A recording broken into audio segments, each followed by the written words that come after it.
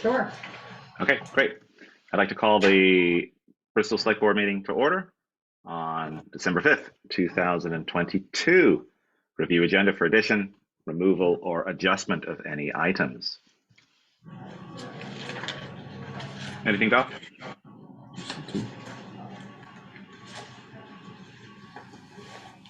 And Val, hear me. Nothing from me. Okay, thank you. Overview of Zoom meeting operation and procedures. Rules for participation. Please mute your microphones and be recognized by myself, the chair, if you wish to speak. Item 2, public forum. This is opportunity for anyone who wishes to speak on an item that isn't on this evening's agenda for up to 5 minutes. Anyone have anything for this evening?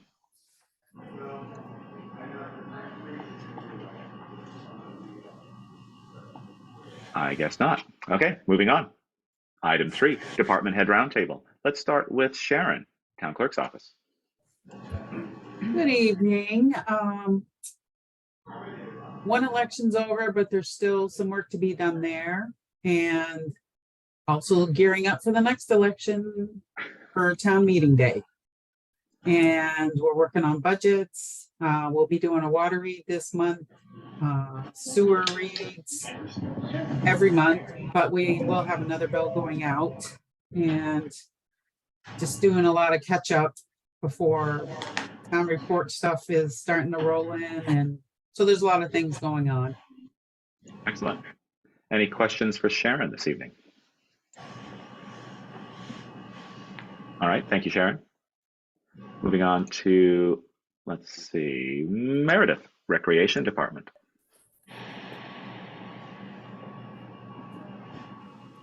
All right. Okay. So we had a great turnout for the memory tree lighting. It's been 3 years since we've had Chris Hamill and the BES chorus group.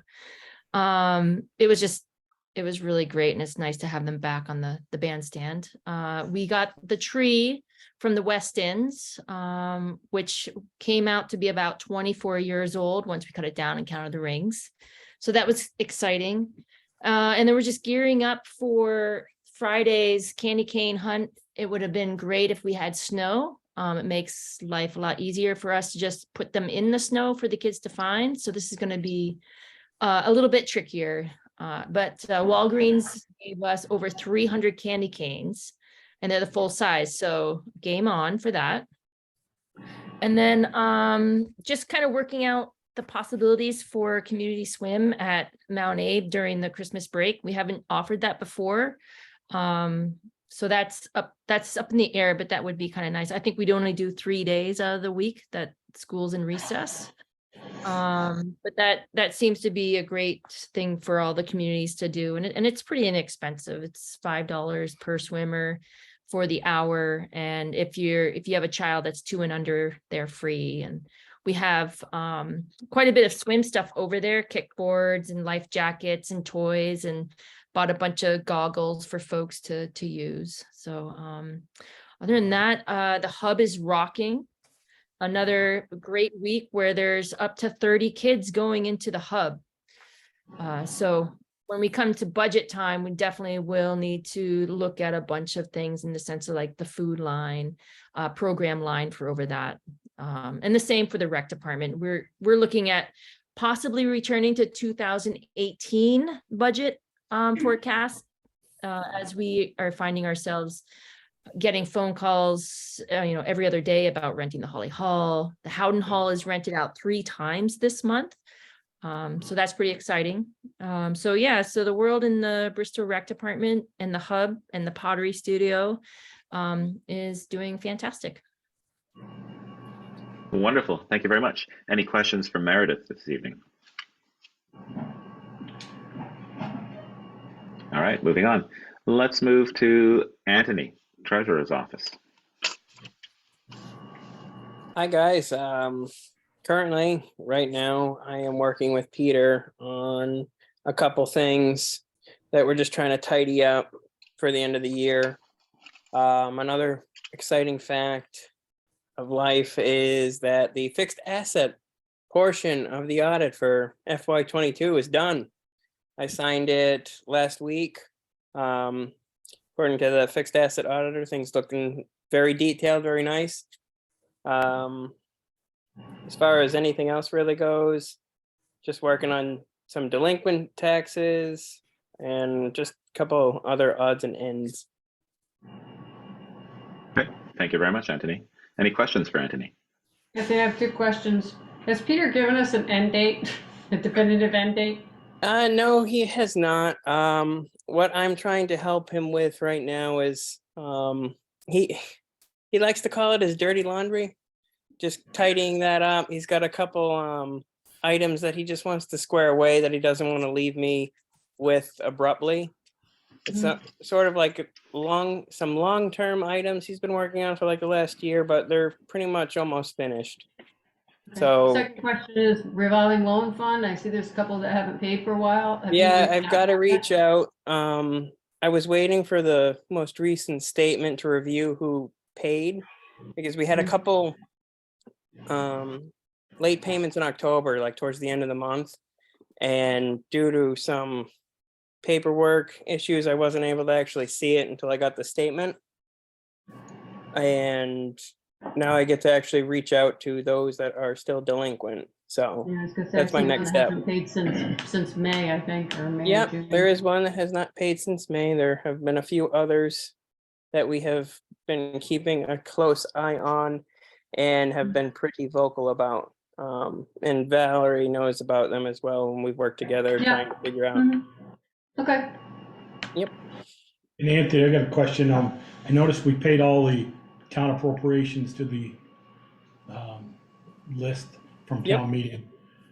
Will that, usually those are paid in, they usually pay those in past years. The second set of taxes are collected in April. And will this, paying them early, will that make us short? No, we always pay them in the end of November, did? beginning of Yeah. December. We do. Okay. All right, okay. No, we won't be short then. No, we'll be okay. All right. Excellent. Thank you, Anthony. Moving on, let's do Bruce, the police department. Good evening. So for the month of November, we generated 314 incident reports, had 2 criminal arrests, and issued 47 warnings and tickets.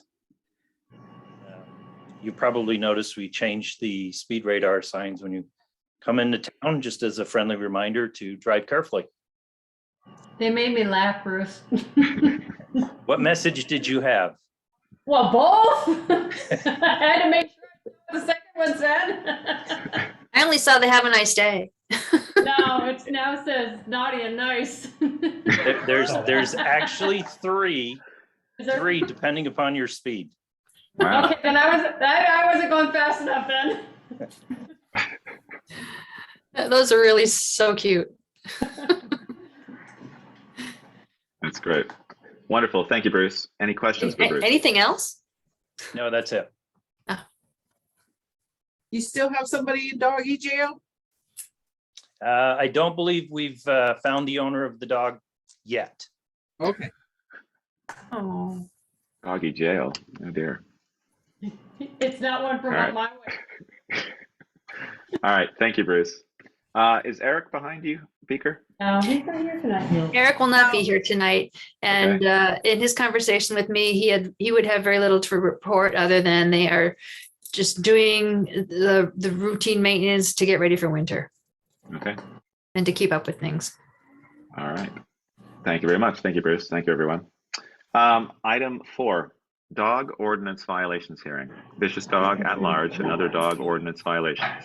Dog owned by Dan Shepherd. Hopefully folks had a chance to review the document or posted online. Quite a few documents. Now we got people here for that. Okay, good. Okay, who do we have in the audience this evening at Holly Hall? We'll start with Ed. Ed, Mayor. Judy Mayer, Amy Jones.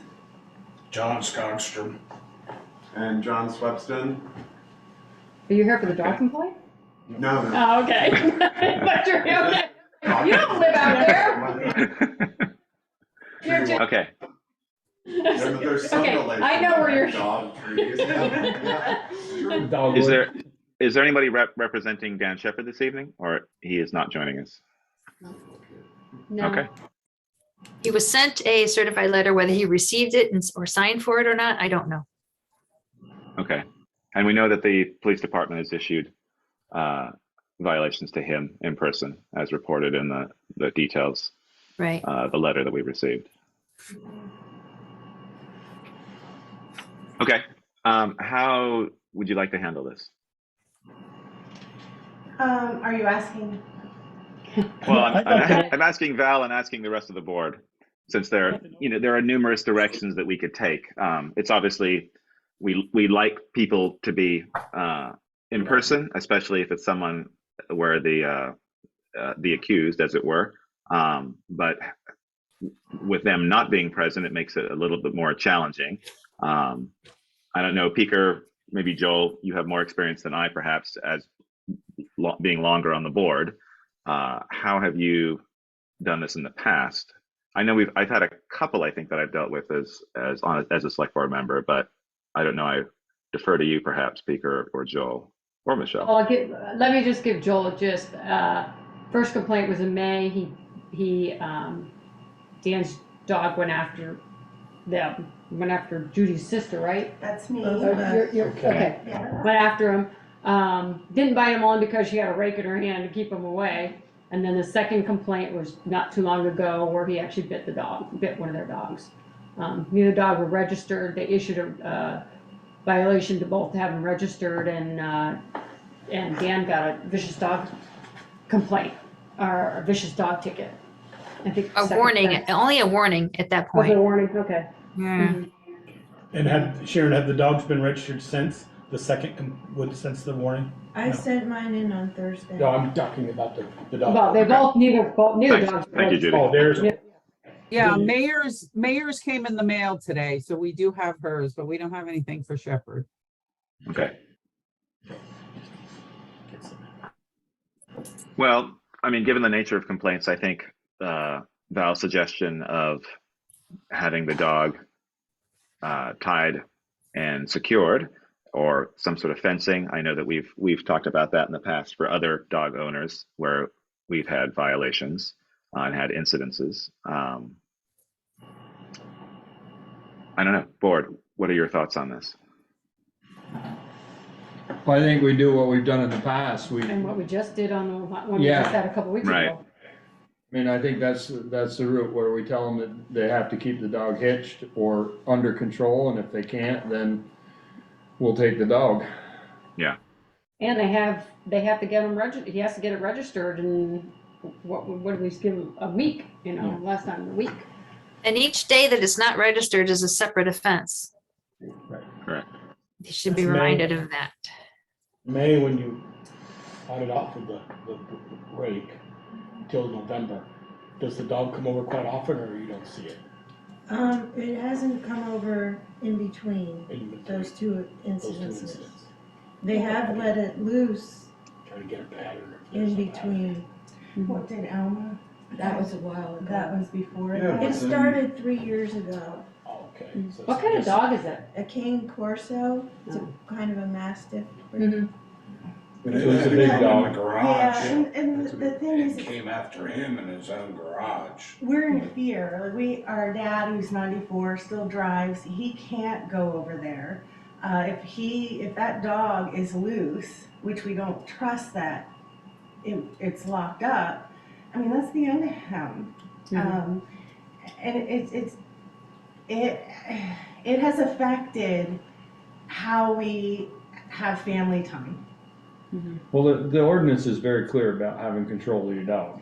So, I mean, we'll start with telling him that he has to have control of his dog, and if it's not taken care of, I'm speaking on behalf of the board, and if I say something you Yes. don't like, speak up. But Yep. if in the event the dog gets loose again or comes on your property, if we're notified, we will issue a warrant to take the dog. Because I talked to him, or I messaged with him last weekend, And he apologized and said that the dog would be leashed or he was gonna get a run. But I've seen the dog loose twice since then, so he does what he wants to do. And it's Or very somebody scary. does what they want to do, because he's not there. I mean, he works during the day, so he's not home. Well, he was with the dog. Yeah. They say that they don't leave the dog alone, but the time that it bit my dog, his wife was in the yard, but the dog ran about 150 feet in the time it took me to run 10 feet to get in the house. And the dog was on my front step that fast. It was just tearing across Was the she yard. yelling at it? I don't think she knew what She was didn't going know. on. I want to say in my incident, when we were going to garden, we had rakes. Thank God we had them in our hand. We screamed for 3 minutes straight for somebody to come out. And it's not, this dog is a huge dog with a huge jaw. It's something that is petrifying when it's lunging at you, and it did the, you know, and boom, you know, and so the fact that they don't seem to care is very stressful for us. We have relatives that have literally stood in their car because they saw the dog was loose. They came from Massachusetts, didn't know the whole story. I mean, that's how massive and scary this dog is. Well, it's been going on for a while, so it's just a matter of time before somebody is in the wrong place at the wrong time and gets attacked, and then that's A all 2-year-old bad. or a 3-year-old just coming up or being in the front yard would not survive. Judy, did your dog, when you said it got bitten, maybe did it get any, to go to the vet or any? I called the vet. It didn't break the skin. It just swelled up under the skin, and she said it would be okay. The body would absorb whatever was fluid or blood under the skin. So I didn't need to bring her in. And medicine, vaccination your dog was, don't know what the other one was, but. we don't Yeah, my know that dog from has you. all her shots. All shots. With regarding the attacks, is it been consistent in terms of your dog being out there, where the neighbor's dog is going for the dog, or is it just random? It doesn't matter if the dog is out there. It's people, anything, yeah. That was the only time, I think, when our dog was out there. Yeah, Okay. that was the only Okay. time. No, twice. When they first moved in, it was a little aggressive towards my dog in the driveway, and the wife came over and tried to smooth things over, but that was when they first moved in. But he was in his garage, and it charged him in our own garage. So And all these incidences are the dog coming into the property. it's on our property. I have to ask, just to be clear, Sure. your dog stays on your property? Yeah. You Yes, have our control of your dog dog, is okay, I mean, because that, Yep. you know, I'm gonna turn around and be. the She's next always on complaint. leash or run because she's part beagle, Mhm. and if she's Oh, not, she's she's gone. she's gonna take off. Yeah, okay, well, I just wanted to be clear, because the last thing I wanna do is jump on Dan and then have him come and say, well, the dog's over on my land all the time. No, And never. it's a Cane Corso, it's not like it's a. No, I get it, I just wanted to be clear that the dog wasn't going out, Yeah, you know. I understand. Protecting its property, Yeah. so to speak. Yeah. Okay. And then between the neighbor and your property, it's just open, correct? Between the two property lines. Okay. Okay. Well, I think it's going to be. We'll send out a letter, in which you'll have 5 days or a week. What's our standard for that, Val? Well, the letter went out November 30th. Well, he's had the letter, but Right. this is going to be. So But I'm wait. just saying, if he was notified November 30th that he needed to register the dog and he hasn't done it yet, Okay. you know, do we give him another week? To the end of this week. I'm not sure. we This give would be them a the week. select board's order. So I'm wondering, Bruce, do you think it's something that's possible to be hand delivered? I know that somebody that they apparently work during the day. Yes, we can deliver it. Did you say that the wife is at home during the day, or do they both work? I don't know. Ah. So, Yeah. I think Car's they're not all- usually there, so. Yeah, I don't know. Yeah. Okay, I would say registered by the end of this week. I'll do And it if both not- ways. I'll definitely do one registered, and if Bruce can also handle everyone, that will help ensure that they get it. Well, I was Thank you, I was Bruce. thinking that he needs to register his dog by the end of this week. Oh, Since he hasn't done it, we sent him a certified letter. He's had multiple letters from the police department with regard to this and violations. I think he needs to register by the end of this week, and if he doesn't, I think, well, I don't know if the dog is then needs to be taken at that point. Is the request to have the dog tethered in some way or contained in some way, does that go out separately from that letter? no, I think it's all in one. It's all in Yeah. one. so my only concern, I'm with you, Ian, I want it taken care of as soon as possible, but if we Yep. can't get a letter to him in a timely manner, Right, that's what I was. if gonna we say. can't get a letter, say Bruce goes to deliver a letter tomorrow and he's not there, and Valerie sends certified mail and it doesn't get picked up until Thursday, She's not gonna have it done. that he's not, And with the office closed on Fridays. yeah. I mean, I don't wanna give any more time than what we have to, but I think we need to be realistic as far as making it so that he can, obviously it should have been done already and it hasn't been, but Right. we're Yeah, sending that's- something out and we can't tie his hands so tight that he doesn't have a chance to. Well, we've sent the certified mail letter on November 30th. We've asked him to attend this meeting this evening. We've advised him in the letter to take immediate measures to secure his dog. And we've said that he needs to register it. I don't know. I agree. I want to give people time.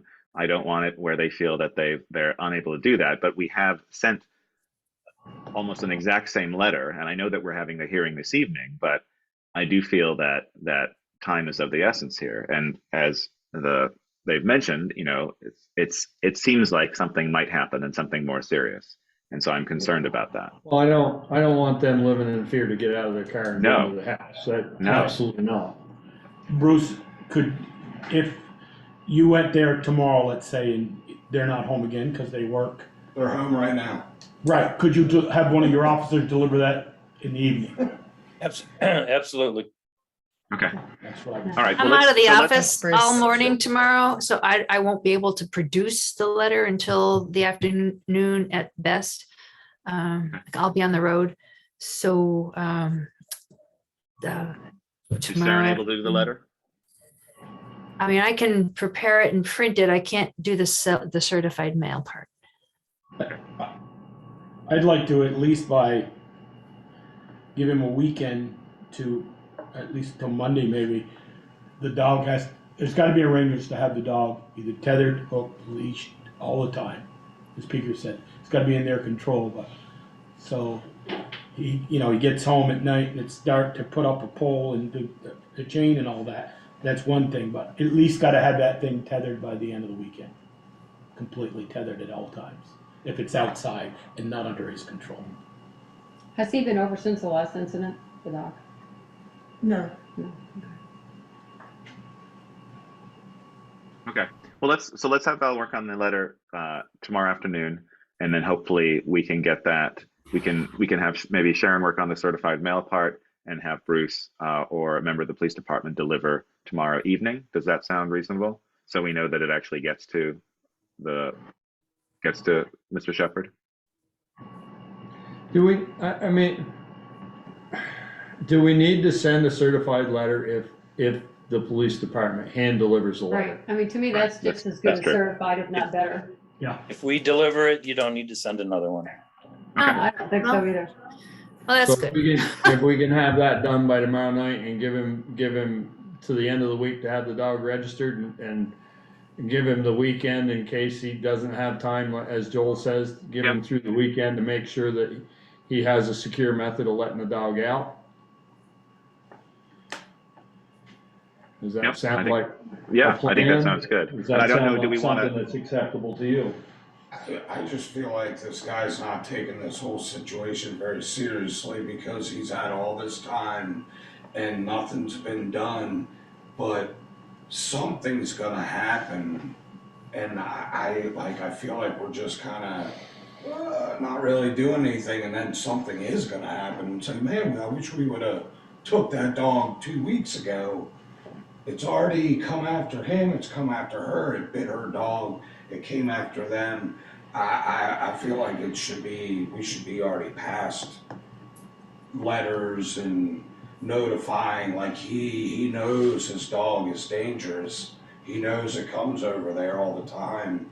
He's made no effort to remedy the situation, so another letter is just gonna waste more time till something happens. Because it's not like it's a rabbit coming over and doing, this is a big vicious dog, like, so it's just a matter of time. I just feel it seems kind of foolish for, But we don't, I know you got a protocol how you right, have but to the do board, stuff, but. Judy had said that it hasn't been over since a couple of weeks ago, the incident, Was it the 28th? the 28th, so that was 7 or 8 days ago. So we don't know whether, But there's he's already got the dog hook run, for it, we don't know. What? there's I'm no sorry. fence. We don't know whether he's already gotten the chain and a hook for it, He has a chain and a leash.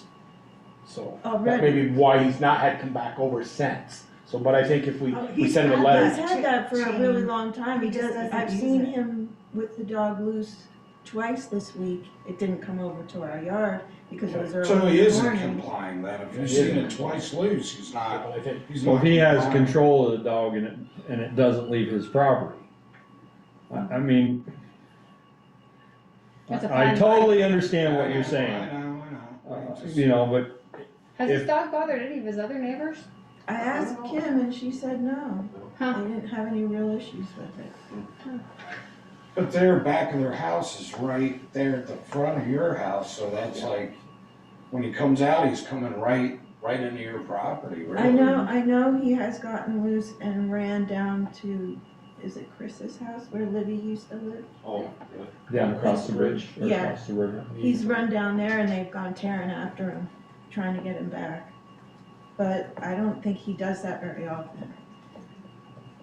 I I'm think just he- worried for my family, I'm just No, worried. I totally get it. You have rightly so to be worried. Because And I wanna take care of this, you know, I'm thinking of more of a, and he mentioned, or somebody mentioned a run.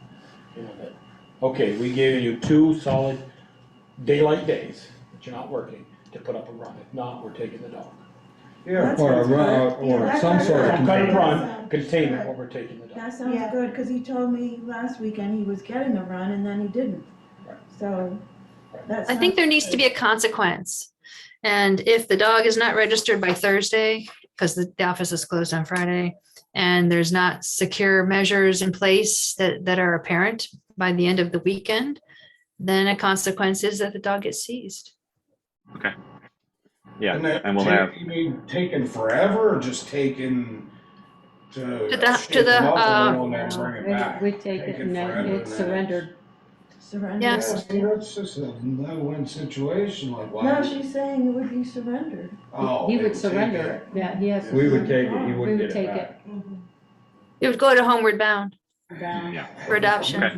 Would take that seriously. I mean, Yeah. That sounds really good. Yeah, it sounds mean, good to me. I mean, Like you said, I'm gonna just blow this up and say, if we saw Midway Fence or a fence company putting up a chain link fence all around his property on Friday, starting Friday morning, we'd say, okay, he's making an effort. Yes. no, And they didn't get it done Yes. until the following Tuesday, and we Yeah. said, no, Monday, if you didn't have it up, we're gonna take it. Yeah. No, We could probably no, say, if he's no, the fence is making going effort- up. Yeah, if he It'll makes be- an it'll be done effort by- to, Well, yeah, I hate to see Yeah. him take his dog, but like, Well, I don't wanna see To me, Somebody get hurt. just a There aren't hook very to many start other out. options. There isn't. Yeah. exactly. Okay. I'm fine with that.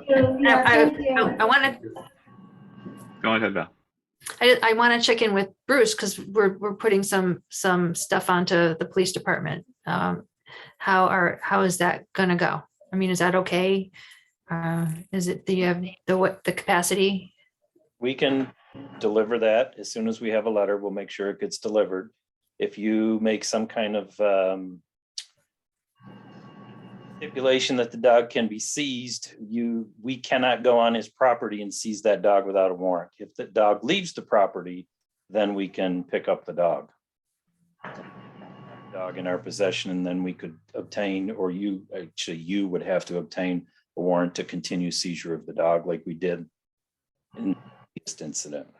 Yeah, and yeah, we have done that before. Yes, we have. Yeah. So Valerie or Ian or Bruce, anybody here can answer, I guess, on the TV is, so are we gonna, hey, Bruce makes a visit on Sunday late afternoon, just about darkness. And he sees, they've made a run, there's a cable, and looks like it's a secure thing. Would that satisfy the board to say, we had our dog police chief look at it and it feels that it's can be contained if it's hooked? Is that going to satisfy the board? Are we going to follow up, so to speak, and make sure, not just say, oh, I did it? No, we're going to see it physically done. Someone's going to check it.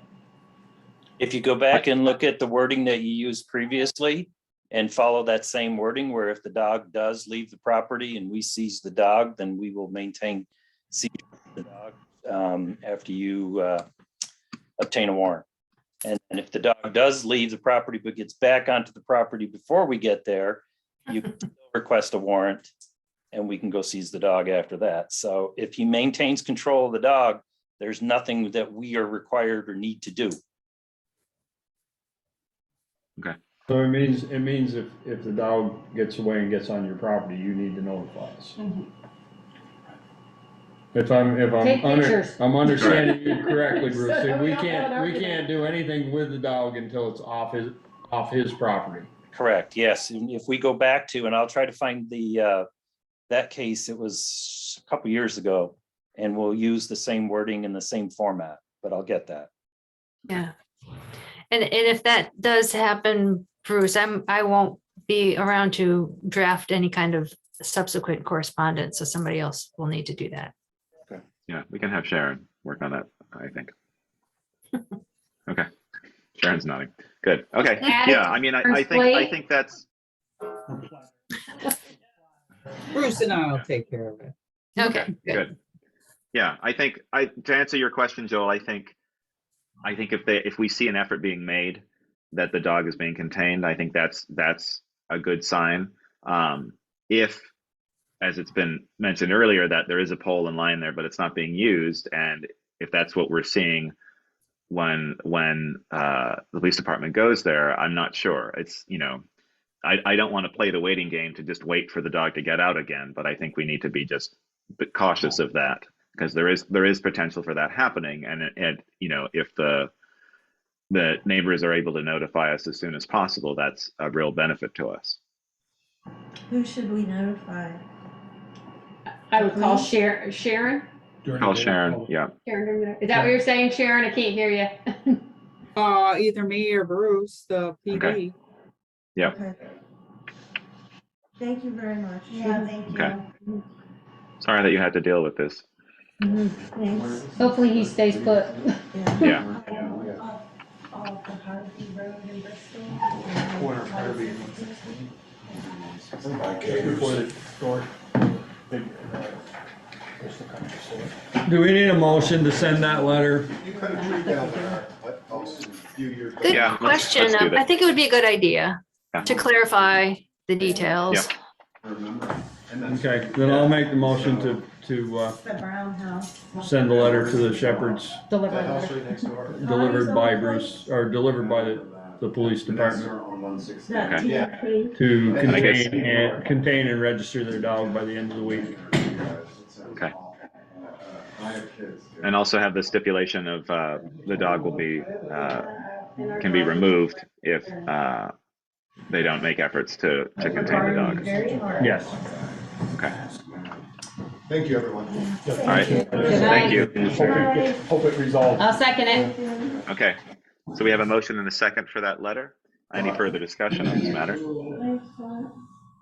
Hearing none, all those in favor say aye, raise your hand. Aye. All those against nay. Motion carries. Great. Thank you, and thank you, Val. hopefully we'll be able to write that tomorrow afternoon, get that off, and Bruce or an officer will be able to deliver that. And I will include in that letter that that the registration material can be dropped off in the drop box if the office is Okay. closed when they're by, or even on Friday, it could be dropped off in the drop box. Okay. All right, that sounds good. All right, item 5, we're back to regular business. Item 1, consider resolution to confirm the November 8th Pine Street waterline replacement bond vote results. Yes, as I mentioned at a previous meeting, there was an oversight in the Pine Street waterline bond vote in that the bond notice was not This is the bond. posted in the Addison Independent 3 weeks in a row. It was posted just for the first week to satisfy the special public town meeting notice requirement.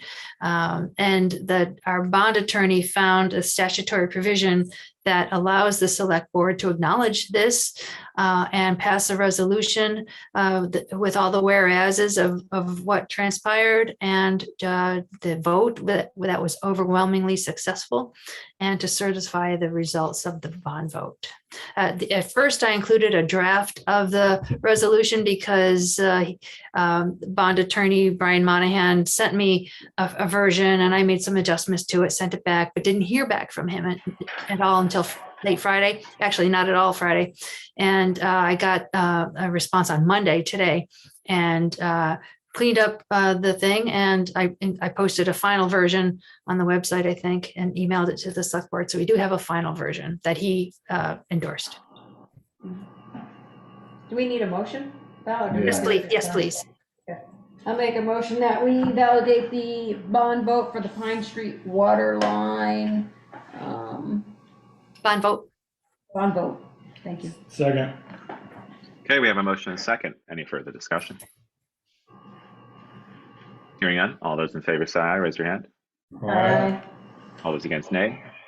Motion carries. Thank you. And the next steps, by the way, I asked him what the next steps are, and he said, get financing.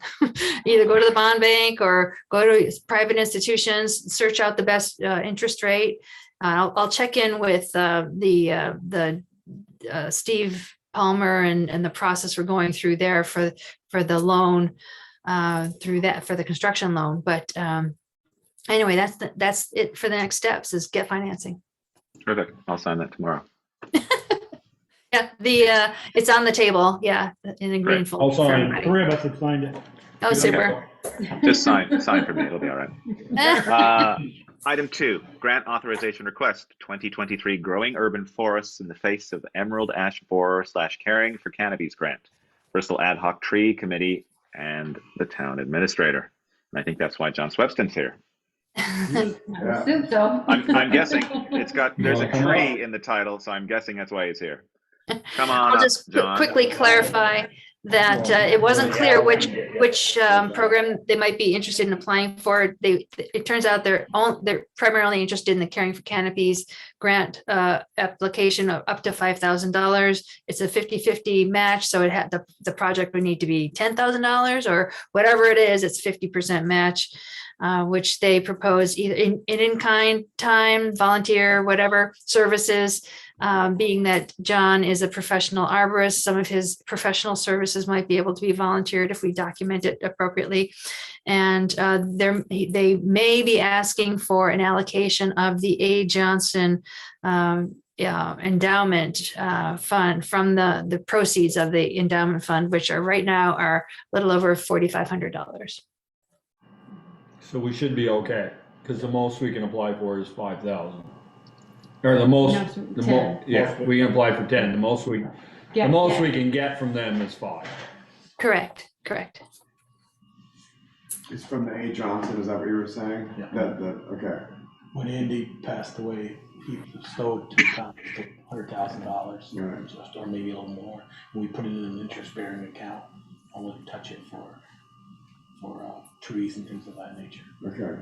So we could take So- the interest out of that. So Val, the that A. isn't- Johnson Fund has 4,500 that we can access? Correct. Oh, Okay. I believe so. Anthony's here and can perhaps explain the logistics of actually withdrawing funds, because the principal's in a CD but I'm not sure the status of that 45. How do you access that $4,500? Yeah, I've got to review the paperwork again and call them just to make sure. But yes, that's what we have access to. The $100,000 is secured. And yeah, I had spoken to Valerie. Our next bank statement actually we'll get in the next 25 days. So it might even be a little bit more than that. But not much. no, not, we're talking dollars. It earns about $40 a month. Yeah. Interest. Wow. But Well, yeah, that's just gonna to change. make sure That's I'll gonna change. reach out. Interest rates are better. Okay. Interest rates are 5% now. Yeah. Broward, Anthony, is that the one at M&T? No, that's at it's at North Country. Oh, North North Country. Country, that one, okay. It's the smaller one, not The the small- not the okay. other one. So Val and John, I have a question. You say planting street trees in the public rights of way in the village maintenance. Is that, I mean, like when we take a tree out, you're replacing one, or you're just putting trees in that public right of way without, or anywhere? Or do you have a specific plan? Well, I've been asking that question also of what the group, it's an ad hoc tree committee that came together to work on these kinds of things. And there are planning documents, one from a tree inventory and plan from 2015, 2014, and of course the Emerald Ash Borer plan. So there are guidances there. So it really boils down to what are they proposing in the application? And the application is due this month. The So 30th. Yeah, the 30th of December. Let's do it. So what are your thoughts on this? To answer your question, it's both. It's to replace, Ones that we taking a take step now. back. I wouldn't say there's a ton of community commentary, but I do get a lot of comments.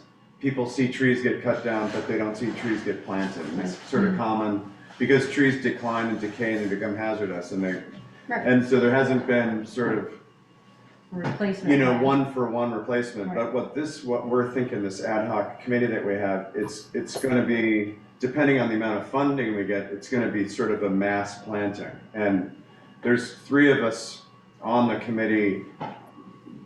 I guess maybe Valerie's the 4th. It's not open to the community. It's me and Chris Urban and this guy Josh. and a couple all the other people, a few other people. Right. And so we're all the professional eye of knowing what goes where or what should go where. So we'll eventually have a plan of places in Bristol, particularly actually I think only in the village, that are going to receive new trees. Mhm. So, and we'll go and plant trees, you know, and we won't plant trees exactly where others have been removed, but we'll probably plant them nearby, Somewhere. you know. So it's a mix of both of those. And I've Okay. encouraged them to coordinate with Eric regarding underground pipes and other utilities that might either be in the way directly or through route interaction. and, Okay. and also not near intersections, correct? Yeah, So when you stop at a stop sign, you look up. and exactly. I'm gonna put one right there. I know. So It has to because be. that little round tree does get big. I know. We hope it does. I know, the right tree, right place. The whole thing that's gonna guide this whole project is the right tree in the right place. You don't plant a giant oak tree right underneath the power line. You don't put some big bushy crabapple right in a stop sign. So the idea is that we're gonna be really diligent about the right tree in the right place. So this up to 10 grand is just for planting trees, not taking, you said a little I bit would of- advocate for maintenance too. You said something about cutting some down or replacing a tree if we take one down. And then you talked about in kind. Could in kind be that some of that our road department digs the spot where the tree is?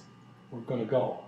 I know Possibly. we were a village years ago. The village department used to go around plant trees. Anything we do that Or should we just generates a cost can be in-kind services. Yeah. Very much so. Right. And then the idea that I see is to use the grant money to hire a local person who has local trees, and that local person will plant the trees with some community involvement. So if there's volunteering, meaning we're probably not going to be planting big, huge trees. The idea is not to plant like 20-foot tall, you know, they're going to be smallish type trees. So this person who's planting them can do it himself and cheaply and easily. And so we have a budget for that we're working on for the grant. And to go back to what Valerie said about maintenance, I guess we could communicate about that, because me and Josh and Chris's idea was the whole kit and caboodle goes for tree planting and then the maintenance of those trees. I don't know if that's what you meant, Valerie. Maintenance of those trees. Of the newly planted. Okay, so yes, so that's Watering, some selective pruning, perhaps in the second year. Yeah, exactly. So that's built into we're going to write that into the grant. Okay. But it's Sounds just for good to the me. trees we're getting, nothing on existing trees. No, nothing. I know $10,000 Not not gonna get you a No. lot of trees, so I think that's probably the best route to go. Yeah, for a $5,000 grant, it won't go very far. Yeah. No. went out and asked Sharon, she just brought it into me, and I don't want to speak for Eric, but he's had an $8,000 budget for trees, general tree work, and he has spent $3,800 so far. His tree work is usually cutting down. Cutting down. Dead trees Because we- everywhere. Right, We're everywhere. not touching that money. You're not gonna touch, and try to get 10 grand. Cause And I don't if we think only We he's, got 4,500 in the A. Johnson. Right, So but another 500 gets us another 500 for free. That's what I'm saying, Pete. It's an Yeah. extra $1,000 if we took 500 or But we 400. can, I'm sure we can get $500 of in kind. Yes, right. Right. Okay. I don't know that the project to trim the upper levels of the trees, has that been finished? You It know, looks like it the, has. It the just got- trimming of the upper limbs over the road? No, because that's not in here. Right, so that's next. He said he had talked to sergeants or somebody about that. Right, so that hasn't happened yet. So that'll be a penny or two. Yeah, that's a big chunk of change what I heard what that's going to cost. So. Yeah. And just as Eric and I are planning to, if I'm around, are planning to discuss during budget time, suggesting a line item for tree planting. Their line says tree maintenance, I think, but maybe a specific line item for tree planting. Or I had suggested a while back a new reserve fund for trees, just tree whatever, but a new reserve fund for trees, so that we can continue to build up a fund for tree work. I don't know whatever happened. We did have a line just for planting. And I don't know. That wasn't, that at one point, wasn't that in the Park and Rec's budget? Yeah, All right, Not- well, let's make a not when note I about was that there. and look at that as we Right. start to go through the budget. Right. But I do think that's, Val, I think the reserve fund is an interesting idea for the trees, or at least, like Pika said, something specific for trees. We And do it tree for planting. sidewalks. Right, exactly. Yeah. Okay, I think I this looks support great. it. I think it's a great idea. Okay, You might, I know right, what Peter was saying about 8 grand, don't want to touch that, because that's just, it just says general tree work. It doesn't say cutting of trees. And I know that's what we use it Yeah. for mostly, because we don't plant many trees. But I Right. was going back to John, what John says, people have been seeing that. We've been cutting them down, but we have never planted any. And for me, I don't want to take more than, if we can get, D'Anthony said there's $4,500 in there, to get an extra 1,000, take 500 from us, and the state's throwing another 500. Like I Well, it said, doesn't and matter. then the in kind will cover that 500 without any Okay, problem. so we're I'm still not- gonna get the 5,000 from the Yes. state. That's what I don't wanna give up. You're right. Right, no, we're gonna go for the 5,000, we'll come Okay, up with the other that's okay. 5,000. I'm fine with that. I just wanna make sure Okay. we're asking for the most. Yeah, We can good. Okay. get. Okay, I make a All right, do I motion have I make a motion that we apply for the 2023 Growing Urban Forest Second, grant. Second. second. all right, we have a motion and a second. Any further discussion? Hearing none, all those in favor say aye, raise your hand. Aye. Aye. All those against, nay. Motion carries. Thank you, John. Thank you. All right, Thanks, thank you, John. Thank you, guys. John. We got all the work you guys. I have a couple of weeks. Picture. Okay. All right. Moving on. Item 3, park use application, Lumen, for Saturday, December 17th, 2022, from 4 p.m. to 9 p.m. Is it And all same as last year? correct. Make a motion, we approve. There is one slight adjustment that Meredith hung out here for, and Alicia, I think. Oh, that's true. Yep. So we have Alicia Standridge. She is joining us this evening. She is the new executive director of Bristol Core. She was a former board member, and she is also a business owner on Main Street with Your Home, and a long-standing community member. So you have a but now she's- motion and a second, and we are in discussion. Yeah, All the right. reason why is because we are adding a food truck to the event. Okay. Oh, forget it, I Only take difference. back my second. Sorry. No food. Yeah, so All right. what I think it's called, I forgot it's Rachel Klatskitsker and her sister Leah, and it's called the So Full Sisters. And we'll have the COI, the certificate of insurance, and we'll be setting them up just like how we do at the Harvest Festival on Park Along the Street. back. Yep, and so the pedestrians can be safe and under the light, and they can plug in on that telephone pole that's right there. Are they local, Meredith? Yeah, they are. It's very, very cool. That's my main concern. Yeah. I don't have a problem with them being there as long as they're local. And what's the other thing?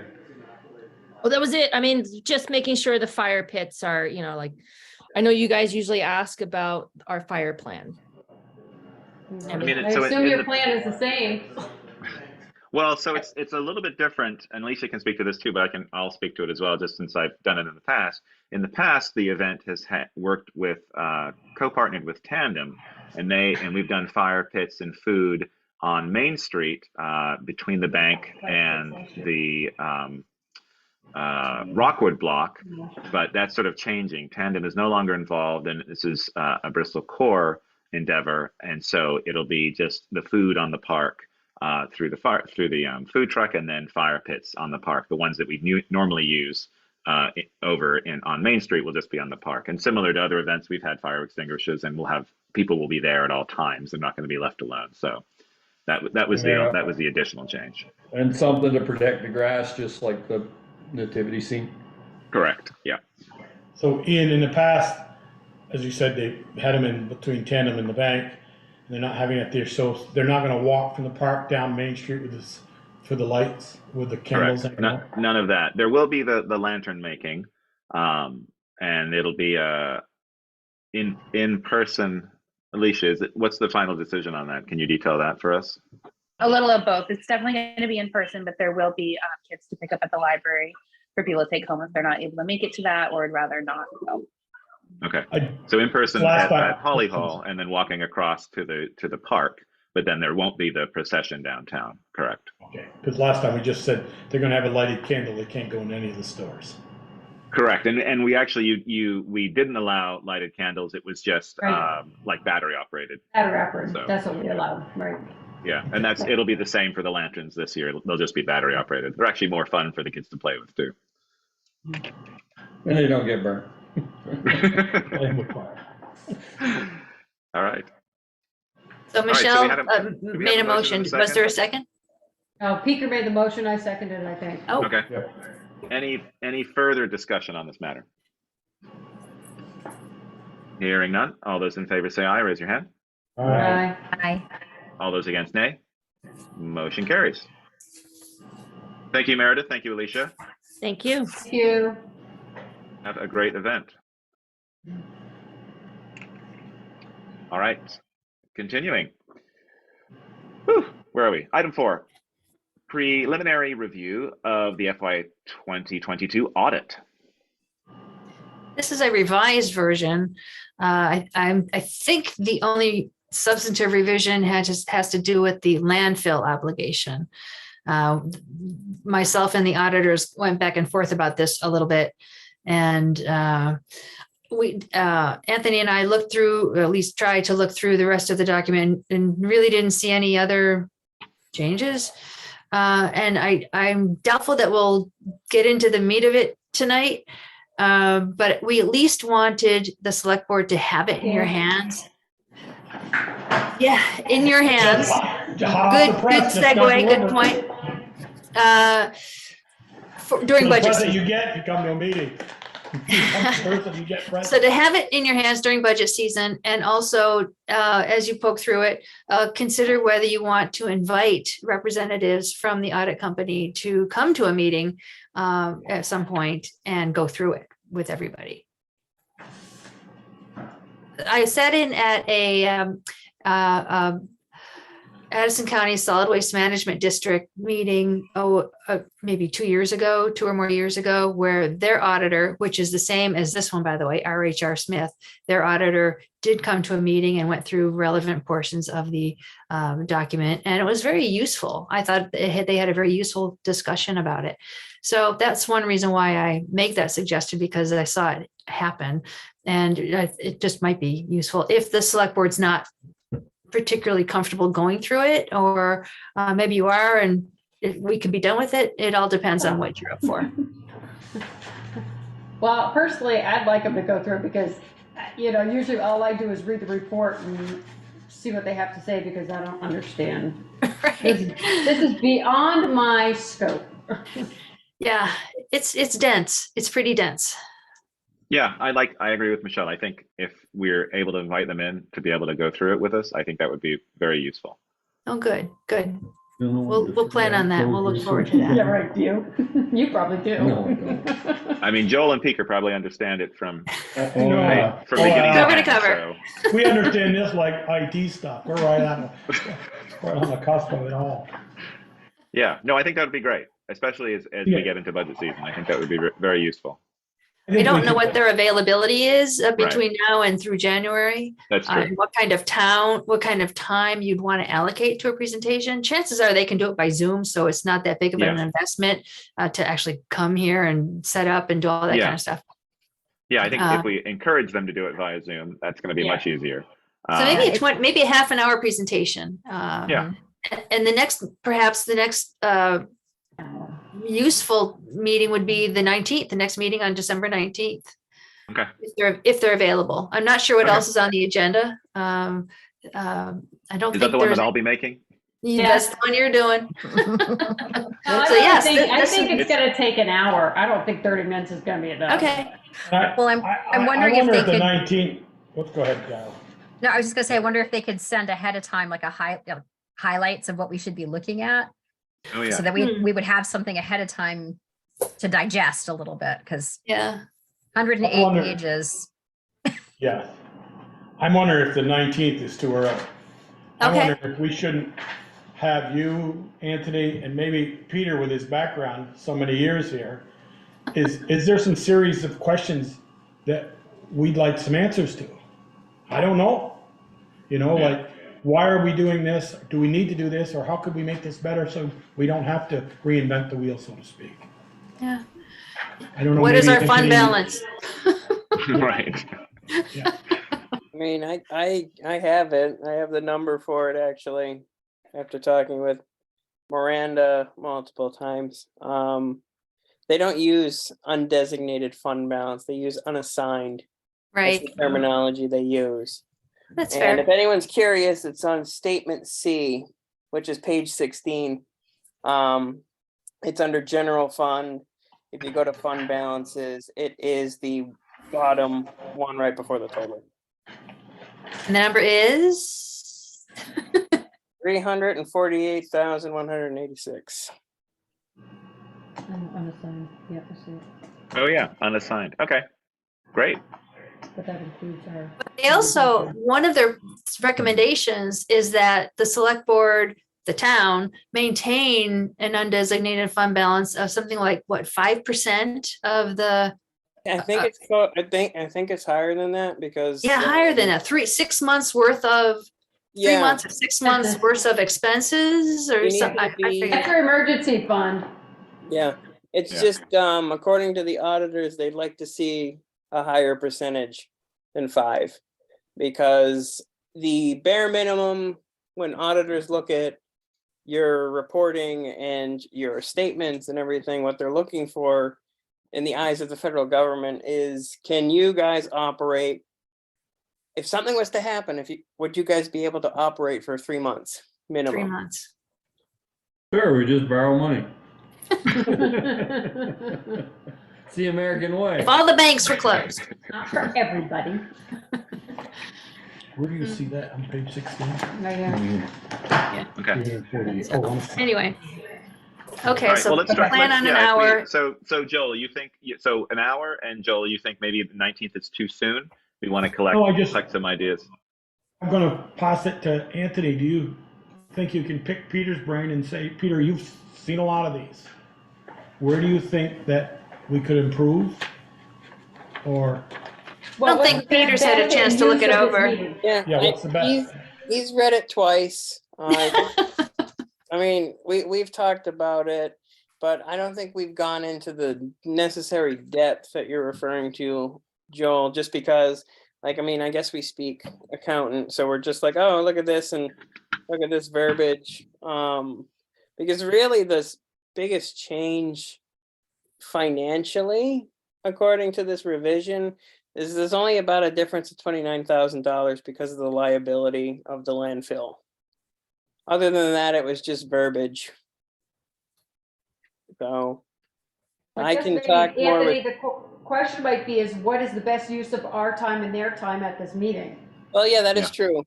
Because 108 pages, not everyone speaks the same language. So I guess one of the biggest things we could have them do is touch upon what they think is the most important for the select board to know in order to make the most intelligent decisions moving forward in financial decision making, I suppose.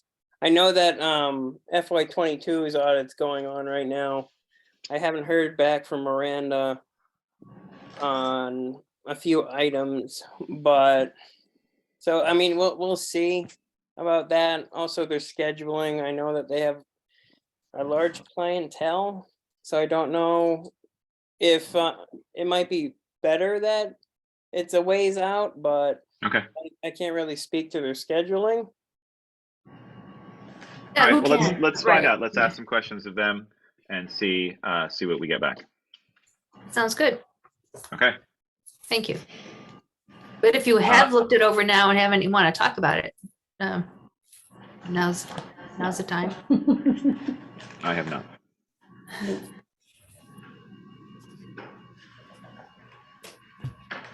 I mean, I suppose there's another thing we could also do. As you guys go through it, if you want to make notes, we can either ask them that, or that can be what they're talking about during this hour-long discussion. Good point. If anyone's curious, if anyone's interested in that.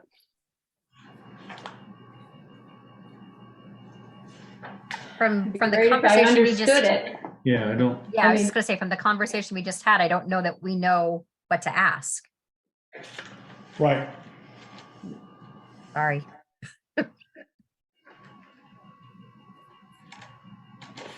It's like overspent items, and I don't understand any of that. I mean, it's just a page I happen to look at, and I don't even have a clue of where they get it from, so it's all Greek to me. Either you got money in your checkbook or you don't. Right. Well, if you ever spend one line item in a budget, you may take it from somewhere else, but it's considered overspent when they're looking at the budget. They did spend a lot of time with their narrative. I did notice that they go through a lot of explanation in the language, the reporting prior to the tables of explaining this and explaining that. So I did see that, and I did find some of that helpful if you can keep up with it. To be honest, I have not read it, so that'll be my job before we. And to be honest, it is highly recommended that select board members become familiar with the audit document, because it is an important tool if you can understand it, for management of the municipality and finances and budgeting and things like that. But Anthony, didn't at one time we have to keep track of how many shovels we own and how many of this we had, how many chainsaws? Oh, the inventory. The inventory, we don't keep an inventory anymore. What they focus on now in regards to fixed assets is they consult our policy. We have X amount of years for X amount of items, and there's a certain dollar threshold that we need to hit for certain things to be considered reporting. I mean, for example, just out of context, school systems have a whole range of computers. If a computer is over X amount of dollars, it's on their fixed asset list or inventory. So they really focused on the federal mandate for how you report certain things in X amount of years. Yeah. But also our own policies as well. I think what Joel also might be referring to is for the insurance policies, to evaluate the property owned, day-to-day operational property for insurance coverage. And it was highly recommended that departments take an inventory of all their stuff, all their chairs, all their filing cabinets, all their computers, all that stuff, and make a list of it. And when you sell it or get rid of it, make a note of it. When you get a new one, make a note of it, and just keep track of the inventory for insurance purposes, loss. Yeah. I mean, a perfect example is Peeger knows. Last winter, was it Peeger? Charlotte lost their whole town garage in one Sunday afternoon. Right. Trucks and all. Right. What if that happens to us and they say, give us an inventory of what you had over there? Oh, that Well, would I be can tell you what we have for trucks. right, yeah, Keep track of exactly. that. we can keep track of all the fixed assets. So really anything over like trucks, vehicles, anything like that. For insurance, it's different, But though. for insurance, Yeah. it'd be the inventory of everything you had. That's not a fixed asset. And I did talk with VLCT about this when we were talking about insurance coverage, the policies and what they valued things at. And Vicky explained that they have a different coverage. When we were concerned about the building contents not being adequately reflecting the contents of the vehicles, she said, well, there's a separate coverage for the vehicles. And so that was an explanation for that. But I don't want to find out that, God forbid something happens to the town garage or any building that we own. And you know what? You only got that insured for about 20% what it's going to cost to replace it. Do we have the building replacement cost?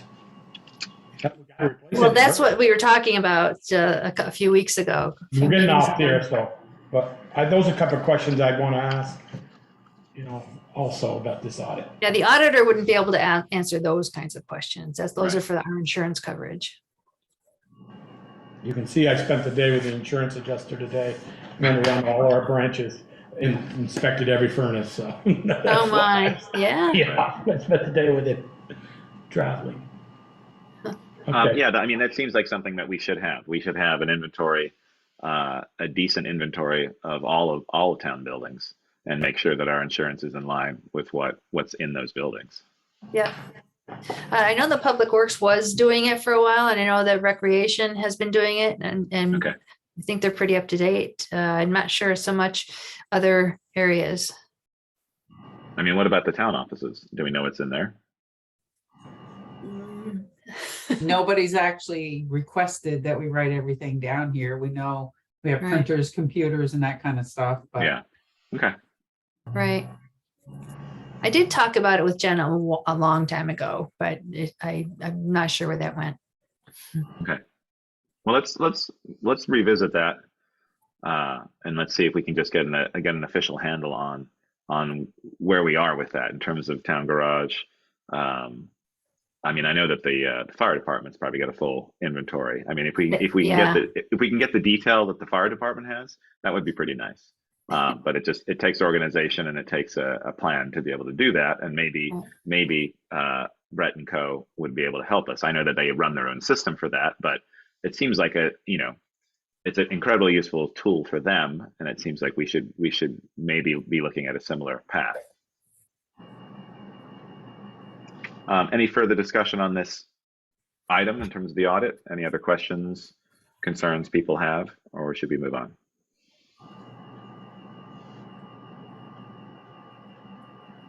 Let's move on. Item 5, consider add and job description for select board minute taker / board clerk for advertisement. Yes. Hopefully folks had a chance to glance at the draft ad and job description for a recording secretary for the select board. As I mentioned in my notes, when Sharon originally offered to do it, conditions were slightly different than they are now, and rather different actually than they are now. And it's been a challenge to keep up with. So as we know, so this proposal is to advertise for a separate person to do that at $20 an hour.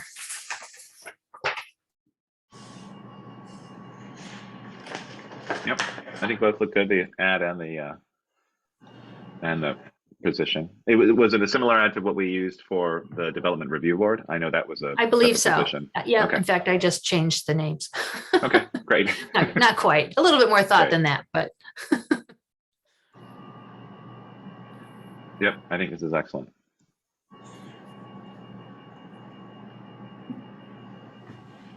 Any Need a questions, motion to comments from the board? advertise? yeah, authorization to move forward. Yeah. So moved. I'll second. Okay, motion and second. Any further discussion? Hearing none. All those in favor say aye, raise your hand. Aye. Thank you. All All those against, nay. Motion carries. Super. right. Okay. Now we're into the meaty one. Yes, item 6, consider updates to the policies and application requirement for the Bristol revolving loan fund. Yes, hopefully folks had a chance to glance at these draft documents. There are 3 altogether. The fund guidelines, the revolving loan information for applicants, and revolving loan fund checklist. The revisions to these documents began in 2021. COVID got in the way, other things got in the way, and they didn't move forward. And we know that that there may be renewed interest in applicants coming to the revolving loan fund, not only for business ventures, but also disaster recovery and related things. And the current application guidelines and application documents, the application itself and the checklist are really out of date. And this was an effort to try to begin to bring them up to date. There is still a lot of language that is a little awkward in today's situation. So there's a lot to cover here. I'm really not sure where to start, quite honestly, and so I'm totally open to ideas. You said there were 3 documents. There are only 2 available on the website. Oh, The loan fund guidelines was there and the loan fund checklist, but the third one with regard to the applicants, I don't see that listed. oh, sorry about that. No, that's okay. I just want to make sure that I had everything. I didn't miss it, but I don't see There's it not there. that much. Actually, there's really not that much going on that one. I'll send it Okay. around separately, but there's not a lot of activity in terms of recommended revisions. Okay. Yeah. The link is available on the TA report. Oh, Oh, it is. Okay, great. Yeah. It just wasn't put on there. Okay, perfect. I'll look at that. thank you, Darla. Okay. I knew it was somewhere. And the comments on these, is that from Michelle? Is that correct? Mostly from Michelle. Yeah. And Fred did the first round of Okay. comments. So most of the red line he did, and I made comments to his red line. Okay. I mean, but between the When two did of you them. when did you make those comments? Is this a recent thing or was this back? no, 2021. Okay. Yeah, it's a little dusty for sure. Application. But this is an There we effort go. to try to move things forward. And I'd really like to get Anthony and probably Sharon's input on this if they've got any, since they deal with this stuff too. Right. I mean, because once it leaves our hands, it's kind of on them. As I mentioned in my notes, I'm not sure if or when it was provided. I think it was provided to them for a review, but I know that both of them have had their hands quite full. And even I if know it it was was, given to Jen Val initially. oh, so I and don't Sharon know. at that time. Yeah, both at the same time, but that was then. Right. And I think maybe a follow-up after Anthony came on board, but I can't swear to that. I can swear, but not to that. Nobody got that. I No, got it was it. good. Yeah. It was subtle. It was good. Too subtle. So what do we want to, do we want to just go through, let's go through the revolving loan fund checklist. And maybe look at, we've got Michelle's comments here. So last updated July 19th, 2017. Looking at this now, is there anything else that we need to comment on? You guys want to put that up on the screen? Oh, there's an idea. Yeah. I'd like to at least, I mean, Michelle asked about one of the things hadn't paid, and Nancy said since May. But I don't think we've seen the list since May. Yeah, it's online. It's been, it Oh, goes online. It's so part of the check it. other business correspondence and reports. Okay. The May one, I think there was refinancing involved. The last time I spoke with Anthony about that, I think that was one of the reasons, and maybe something happened because that payment was up to date or it had been paid off normally. So I think it was just. Val, I have that document up on my screen if you want me to share it, if it's easier. No, I just got it. I had to find it. Sorry. No problem. Can folks see that? Yep.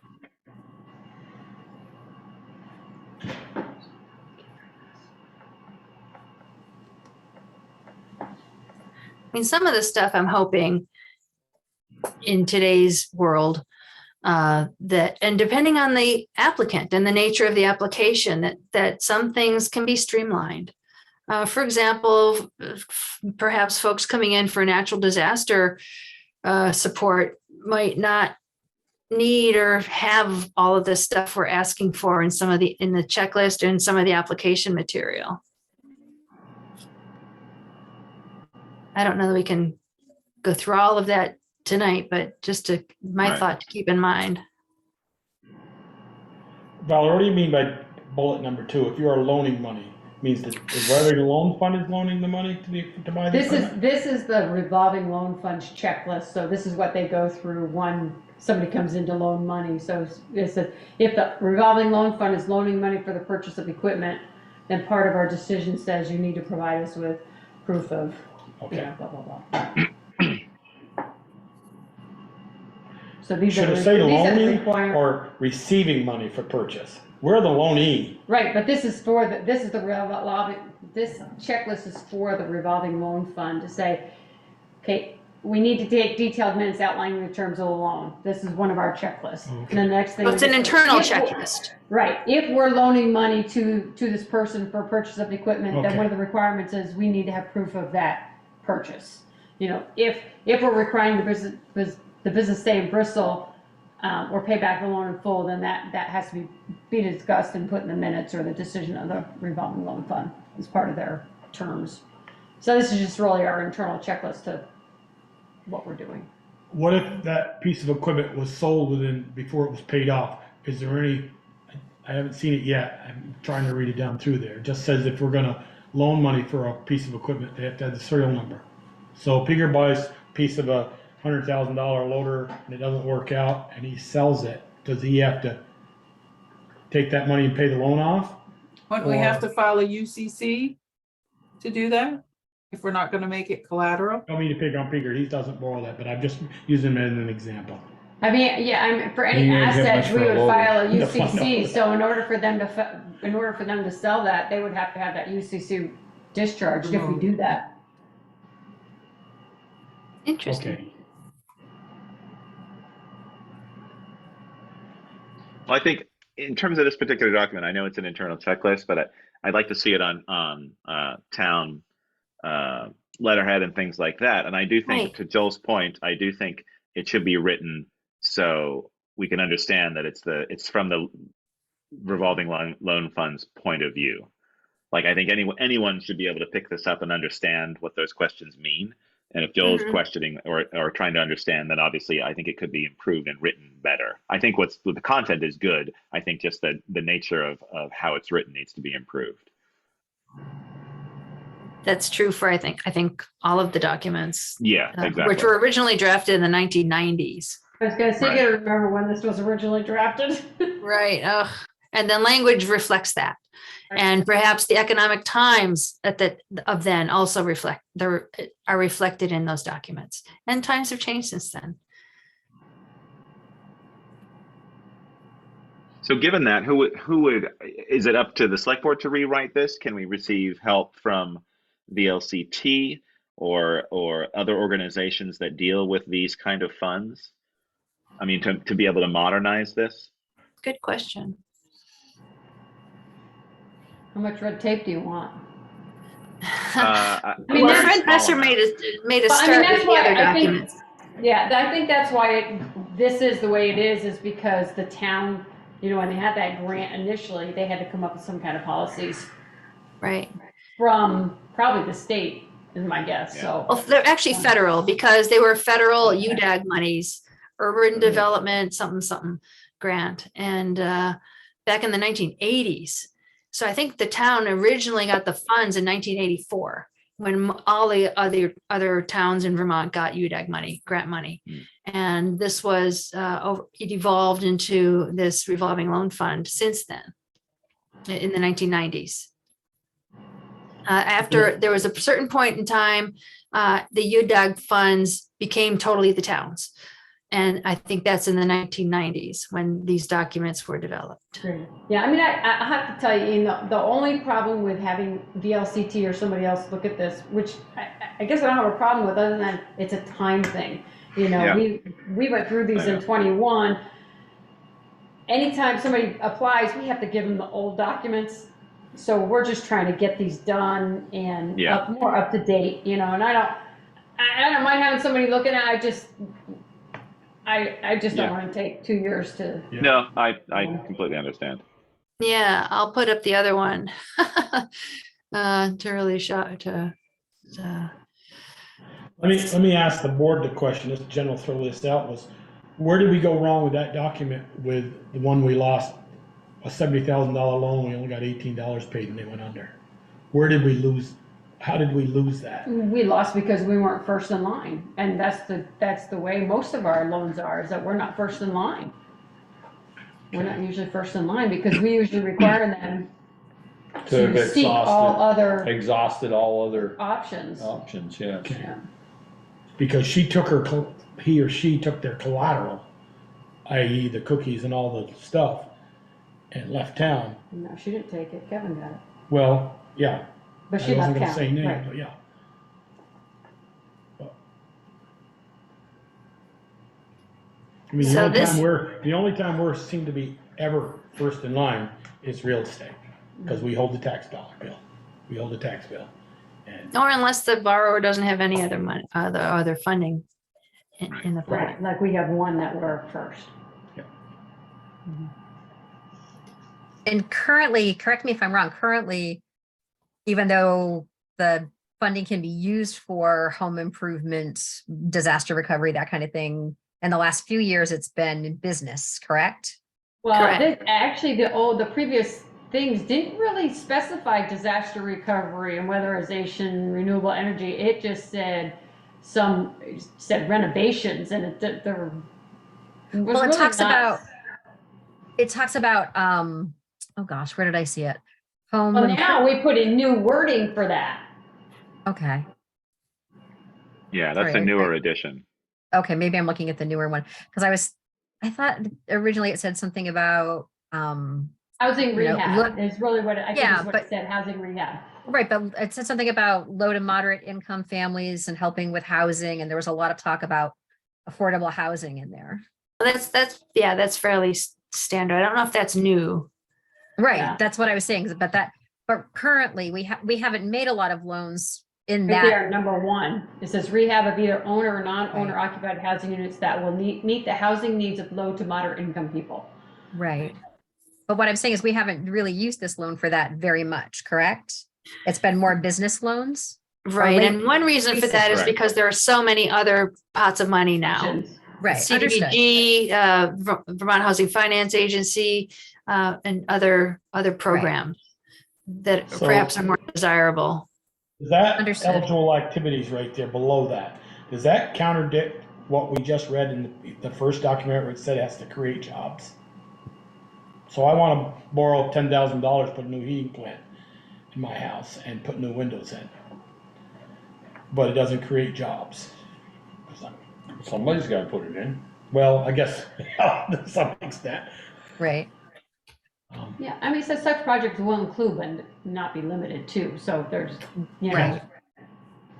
we're giving examples, I mean, it's not like it's restricting.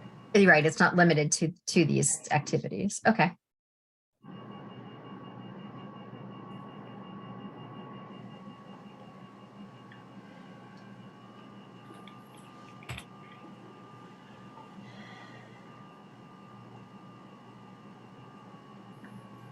So regarding that, so with the rehabilitation of housing units or to aid disaster recovery is, I mean, I guess each application is sort of on a custom basis, and we've never really discussed like what percentages of interest would be.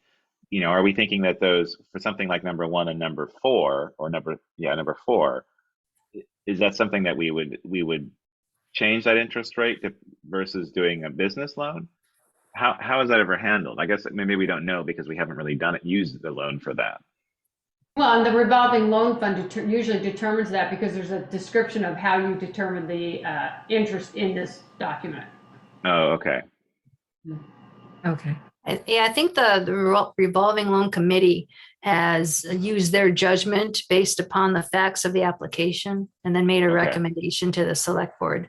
I think in the last loan application, the committee made one recommendation and the select board, I think, went a little bit lower than what they recommended in terms of interest Oh, rate. yes, that's true. Mhm. That was nice of us. As long as they pay the bill.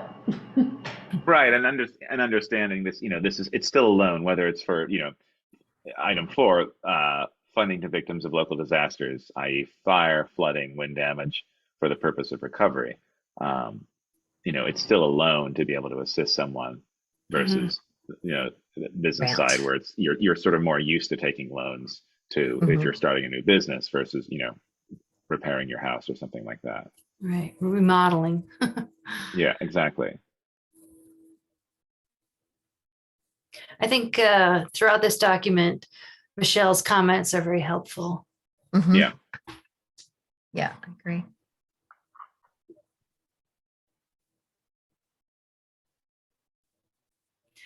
So the select board has printed or not, I keep getting confused sometimes that we don't do printed packets anymore. But anyway, this is available on the website to be able to be printed.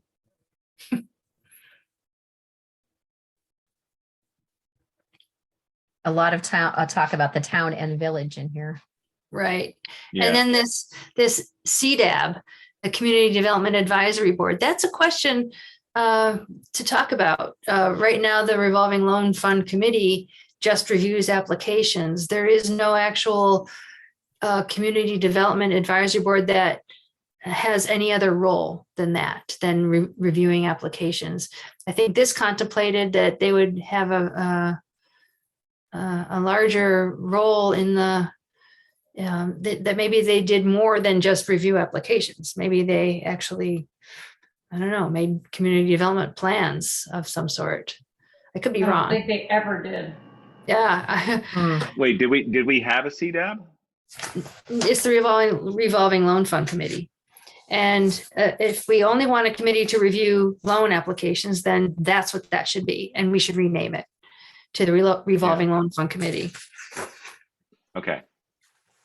Do you have, Val, do you have editable versions of these documents? At first, I thought you said edible. I thought he did too. I really like to digest these if I could. I know they're really difficult to digest. Are you? I know. Are you able to share those with us so we could add some comments in? Absolutely. Yeah, I have okay. the word versions. Yeah. Yes, I figured you did. So yeah, if you're able to share the Word versions, Yeah, that's just a good just to the suggestion. board, and then we can make the comments. 'Cause Yeah. even things like that, the Community Development Advisory Board, like just removing that and calling it the revolving loan fund, or I mean the opposite of that, or another way of looking at that is, do we want a Community Development Advisory Board that would expand and do other things for the community? Right. Would that right. would that be useful to have? I know it's starting another committee, and I sort of loathe to do that because it's difficult to start committees. But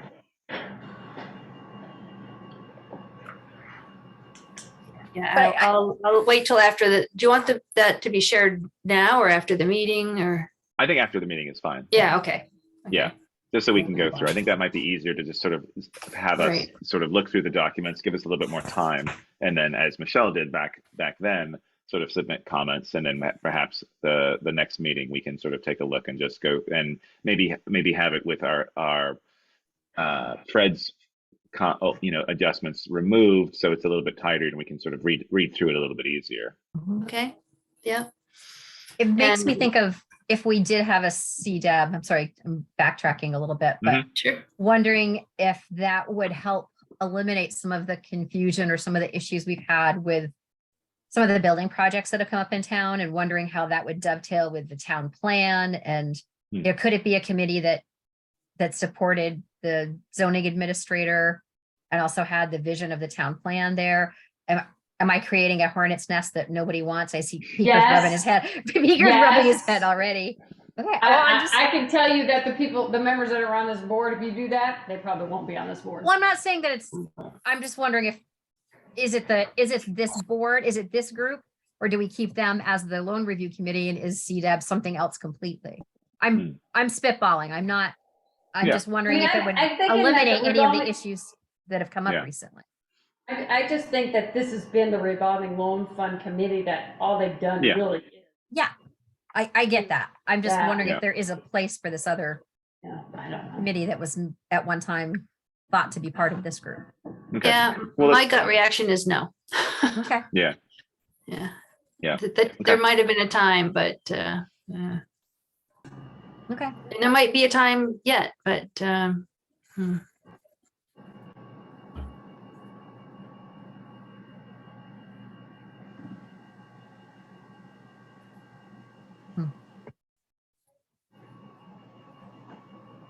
yeah, it looks as though their primary purpose was to review loans Yeah. and issue reports and recommendations. So I guess the change would be to just any mention of CDAB would just be, we would change that to revolving loan fund committee. Revolving loan fund. Yeah. Yeah. Yeah. Okay.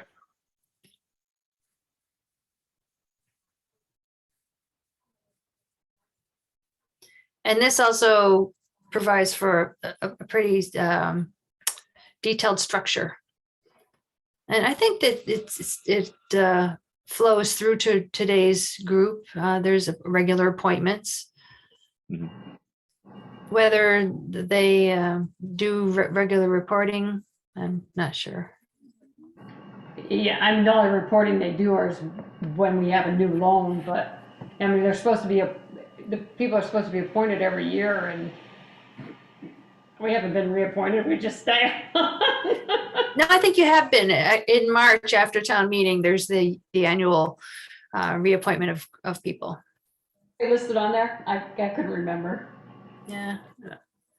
Actually is terms. I don't think this includes terms.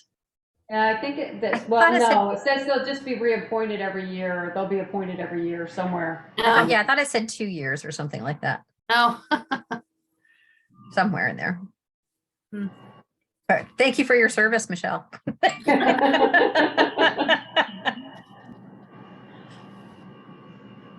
Then the rest of the document, it just goes about through.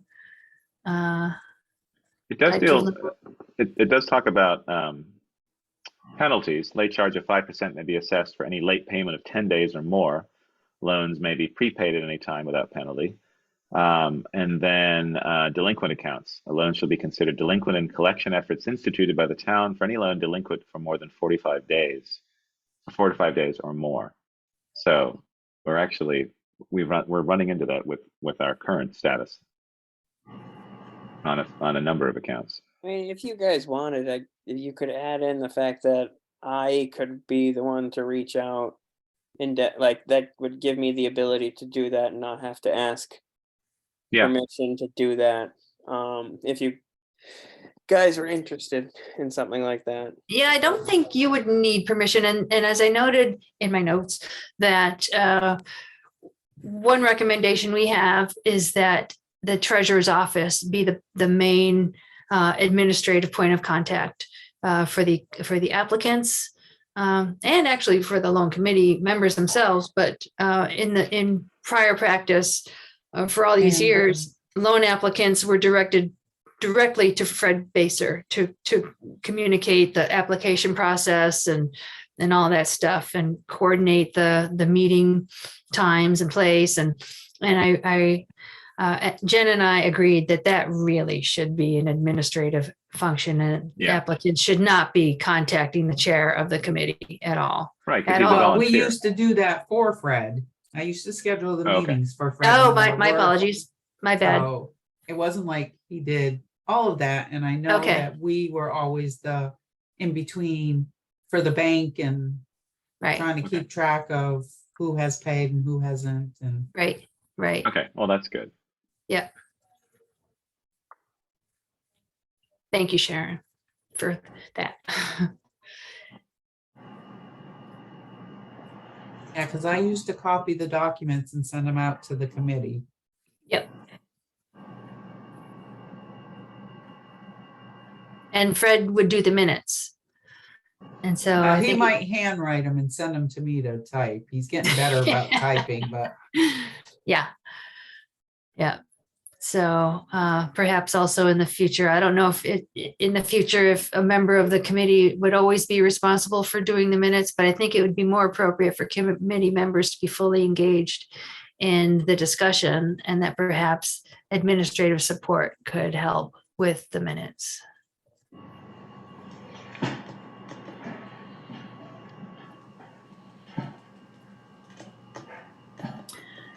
So I don't know if you want to have me keep scrolling through this. No, I think you need to give them time to make their comments. Need to do what? Let them go through look at it and go through and make their own comments. Yep. Okay. And here we get into the application structure, and I think it goes on with. Maybe before we read it, Valerie, you could at least somewhat clean it up. Like take all the select joint board, just all the CDAB out, put revolving loan fund there. Take out sure. Well, I think you have to leave that in there for now. I mean, you could take it hit the redlining that he put in there. I think he did it by redline. I don't know, Val, I don't remember if we can take out the redlining, but you have to be careful because otherwise you'll lose my comments. Right. I can pick and choose, but yeah. So yeah, this gives you an idea of the scope of the document. And let's see what's this next thing? Program guidelines, underwriting guidelines. This is bedtime reading, I can tell you. You can't get to sleep. Rehabilitation guidelines. Yeah, this is so dated. Sorry, Ian, it took me a long time to go through this and make my comments and changes. No, I know. Yeah. I can imagine. Well, one thing I was looking at the information for applicants. Now, if I'm an applicant, and can I tell you that point system, since the bit time I've been on that, we have not used that point system. I mean, we just talk about the application, what was given, the plans, I just. Will it work? Won't it work? Yeah. Right, Yeah, that's what I saw that and I went, that's interesting, that point system. I mean, I'm not saying they haven't used it in the past, but since I've been on, we haven't used the point system. Do you think we need to keep it in? I guess that's a question for Fred, because I've never used it, so I have no Okay. idea how they used it. I'm not aware that it's ever been used in the last 5 years. But Sounds would like, that sounds be- like a no to me. Yeah, but would that, before you kick it out, could that be last resort? You agree to the points and you haven't paid in, It's your 18 months. tiebreaker. Yeah. you know, Yeah. and said, we've got to assess the points. Well, now the points. Not that was- we've used Well, it. the, but- the points are Yeah, but- No, the beforehand, points were to though. issue points of, okay, they've met this criteria, it's point 1 Oh, through okay. 9, Yeah. you know. Okay, so and you're trying to after make a 70, criteria. then if they're in a Oh, okay. 70 to 100 range, then we loan them that money. If it's below that, then maybe we don't, that type of thing. Sweetie. Yeah. Looking at the information for applicants, so I've always been told that this is sort of like a not last resort, the revolving loan fund, but sort of the last thing that you would look at. So if you're a business, you're looking at bank loans before this. Is that still the same if it's for emergency funding or for natural disaster relief, or if something's happened to someone's house that's burned or their garage or whatever just recently, let's say, would this be a first point of call in terms of the revolving loan fund, or are they looking at other things first? I mean, I guess insurance would be the first, depending on what's happened. But when would an applicant be considered, or when should an applicant come forward to use these funds for something other than the business? It's typically the source of last resort. At least that's Okay. what the intent is. But I don't know how. I Is don't that know stated in from- here in terms of the information for applicants? Yeah, Like, do you I thought tell there them was a spot that says you must have applied or. show evidence of denial from previous or prior commercial lenders or something. Okay. Well, But in in the case residential, of, you're not gonna get that. right. Well, in the case of an emergency or something, or a disaster, there's often like zero interest, or grants that are given. So this, if you're looking at a loan that has interest, that would definitely be your last Right. resort. Right. Yeah, I just want to make it clear because I think maybe it's not clear, or it's not clear to me. Mhm. Got it. Well, and that's where it's good for you guys to look at this, because, when we're in it and we're used to doing something, you don't always catch things See that it, don't make right. sense. Right. Yeah, and again, it's just the wording and the writing of it to make it just understandable at any kind of level. And as Michelle points out, the affordable housing metrics are quite old in these documents. And does this document have a way of, I mean, we all know 2 years ago, the interest rate was around 3.5%. Now it's at 6.5, 7. Do we reflect that? Yeah, there's a thing in there about, it's 2% above the, Average rate? whatever it is. I can't remember the T-bill, well, I don't know. I don't know. Yeah. I can't remember Well, what in it is, but for the it's in there. application for the applicant, it says interest rates will be set on a competitive basis based on a project of the type being financed, depending on the needs of the project. So not a lot of detail there. So, but not locking us into any kind of percentage. One of the things I saw in there that would bother me a little bit was said about remodeling a home. I say remodeling a home and getting it weather tight and things is completely different. If you got a couple that's low income and they need windows and drafts and they got all that in a very poor, that's to me is a loanable solution. But you got a house that, oh, you know what, we just want to spruce it up. Remodel our kitchen. But would remodeling also come under, like, if you needed a ramp or you needed to make modifications to your home for some of the Well, I think that's needed different, Darla. accessibility? That's a very good point. But how would you word that, I guess, is my question. My remodeling would be, well, we just want to put all A new new kitchen? fixtures in. Yeah. New kitchen, new bathroom, everything's fine and the house is tight and everything. And we could take the money away that a house that's drafty windows and no insulation in it and they're spending $1,000 a month on heat. They could, that's where I look at that. I mean, I have a hard time with that because to me, this is not for that. I mean, but I thought the initial remodeling of the house was for apartments, low-income housing, to make it so that people could live there. But I always had a problem with that wording in here. I mean, you could Remodeling, always yeah. use the term It's called weatherization. rehab, not remodeling. Right. I mean, Right, Anthony's don't right. call it remodeling, call it weatherization. Or accessibility. Well, I Because think that, he put that, I think Fred put that in there, but you know, for what he says, it says for rehabilitation of housing units and storefronts. So I think they use the word rehab, not remodeling. Okay. Yeah. Oh, yeah. Right, and it's rehabilitation of housing. This is in the information for applicants. Rehabilitation of housing units and storefronts. The two main goals of the fund are to expand Bristol's ability to meet the employment and housing needs of its low and moderate income residents, and to correct urgent threats to health and welfare in the community. And then it sort of details, help businesses create or maintain jobs in Bristol, especially for low and moderate income people, to rehabilitate, again, housing units that are either owned or occupied by people with low or moderate incomes, to make needed improvements to public facilities, and then to assist property owners, which I guess is a new addition, with disaster recovery, fire, flooding, wind, ice, etc. So yeah, the remodeling, but I think Jill's right. We need to make sure that remodeling isn't in there. And even if someone came to the board, it would still have to go before the committee, and if someone's coming in and saying they'd like to remodel their kitchen, I think you'd have to have a darn good reason why you were doing that and how it was demonstrated that it was something that was covered under this. Right. Mhm.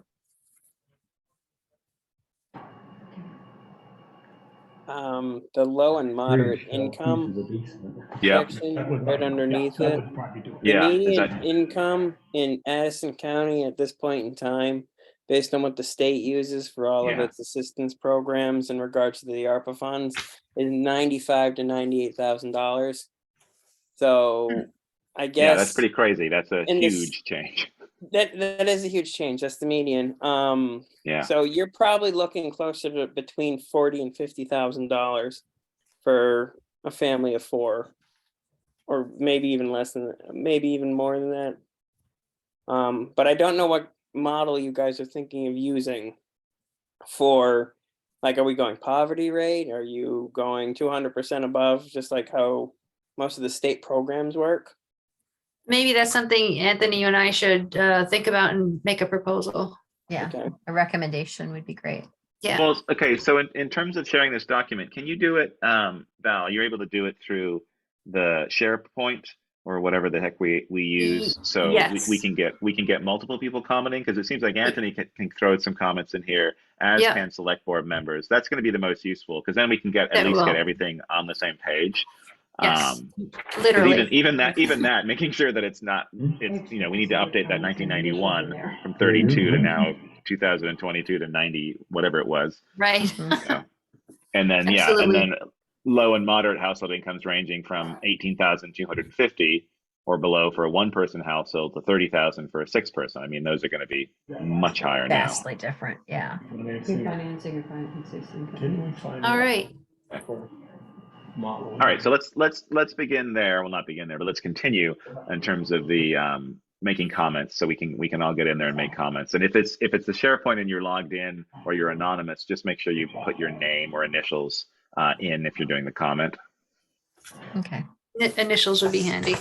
Yeah, and people can also print and write comments too. I don't want to limit the select board's ability to comment on this document. Right. And the documents, all three documents, I guess not on the website yet. The checklist isn't, but they are accessible through the TA report. Yeah, two are on the website, and I can add the other one on there. Okay, yeah, thank you. No problem. All right, let's should we move on? That'd be great.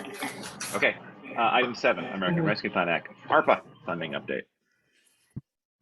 Well, I did attend the meeting, and the committee focused a lot on prioritizing. They developed a tier 1 and a tier 2 list of projects based upon the number of votes, the number of times particular items were mentioned by the public and by others in the list, I guess. I can't fully explain it. The tier 1 got the more votes, and then the tier 2 got the fewer votes, but still got votes. And now they're trying to prioritize. They're trying to assess because a lot of the recommendations or suggestions don't have dollar figures attached to them. Yeah. And so we're trying to go through a process of how to make a recommendation with a dollar figure attached. And an example that came up was there was a lot of discussion about the social services position that's highly recommended, either to be housed in the police department or elsewhere, but accessible to the police department. How would that be funded? I mean, if funded with ARPA funding and the position's not filled right away, what happens to that ARPA funding? And I think we talked about before, there's actually a person kind of waiting in the wings for the position to be created because there might be immediate interest. But for the grant writer position, as another example, whatever figure is allocated or decided for that position might not get filled for a while. And what happens to those ARPA funds if those don't get completely spent by the December 2024 date? And other figures that don't have, or other proposals that don't have figures like childcare, affordable housing, or some other really useful proposals, but don't have dollar figures. And so just trying to sort through and what other good ideas have some other sources of funding available to them. So they're going through those exercises right now. They're still, I wouldn't say taking their time, but they know that they have a little bit more time to go through this stuff and refine the process that they're using before coming up with a proposal for the select board. Okay. Yeah, they're very focused on childcare at the moment. Try to improve childcare services, but not sure how to assign a dollar figure to some of these things. No, I mean, and some of those, I mean, I took the survey asking the committee, though I'm not part of the committee, I took the survey anyway, just because it was interesting to see. And I mean, some of the things that were in the top 10 list, some of them we already have. Some of them we're going to be getting. So those, I almost feel those can be immediately removed from the list. You know, one of them was bus shelters, and we know that we have 3 that might be coming to us. We also have the electric vehicle charging, stations, possible grant money for there, which might need a match. And so obviously that would be ARPA funds, but in a much smaller amount than what we need. And there were other things too that I saw on the list that we already have or we're in the process of getting outside of ARPA. So I think that we can start to expand that list. And it seems like that tier 2 is doing that. Mm-hmm. I have a question. You're talking about daycare, and I happened to see the email or something that came in from somebody asking about, I guess it was Willowwell, asking about funding. Yep. Is there going to be some kind of like checks and balance to make sure they use the money for what they're supposed to be using it for, or is it once they get the money, then it's theirs to do whatever they want with it? No, there's checks and balances, right? No, there's checks and balances. With ARPA funding, if we have the money, whatever we do with it, if people are asking it for something and they do a separate project, we are under obligation still that they report everything that they are doing with that funding. So they need to provide every single thing that we would need to provide in order to use that funding. So they need a breakdown of their expenditures, invoices, pretty much everything we would need if we were managing our own grant, for example. So it's pretty detailed. I don't really think a lot of people realize how detailed it is. It's just easier to report. So what happens, Anthony, if they don't do that and they go, the money's spent, we spend it on something else, and go pound sand, you're not getting it back from us? Yeah. I'm just going to throw, what do we do? No. I get what you're saying. Do we have to pay it back? I'll reread the language on that. Like, we would have some liability. However, the stipulations that they would have used that grant for would be null, so a large portion of it would be on them. So I'm trying to just think of a better way to word that. Yeah, but who goes after them? The federal The town or government. the feds?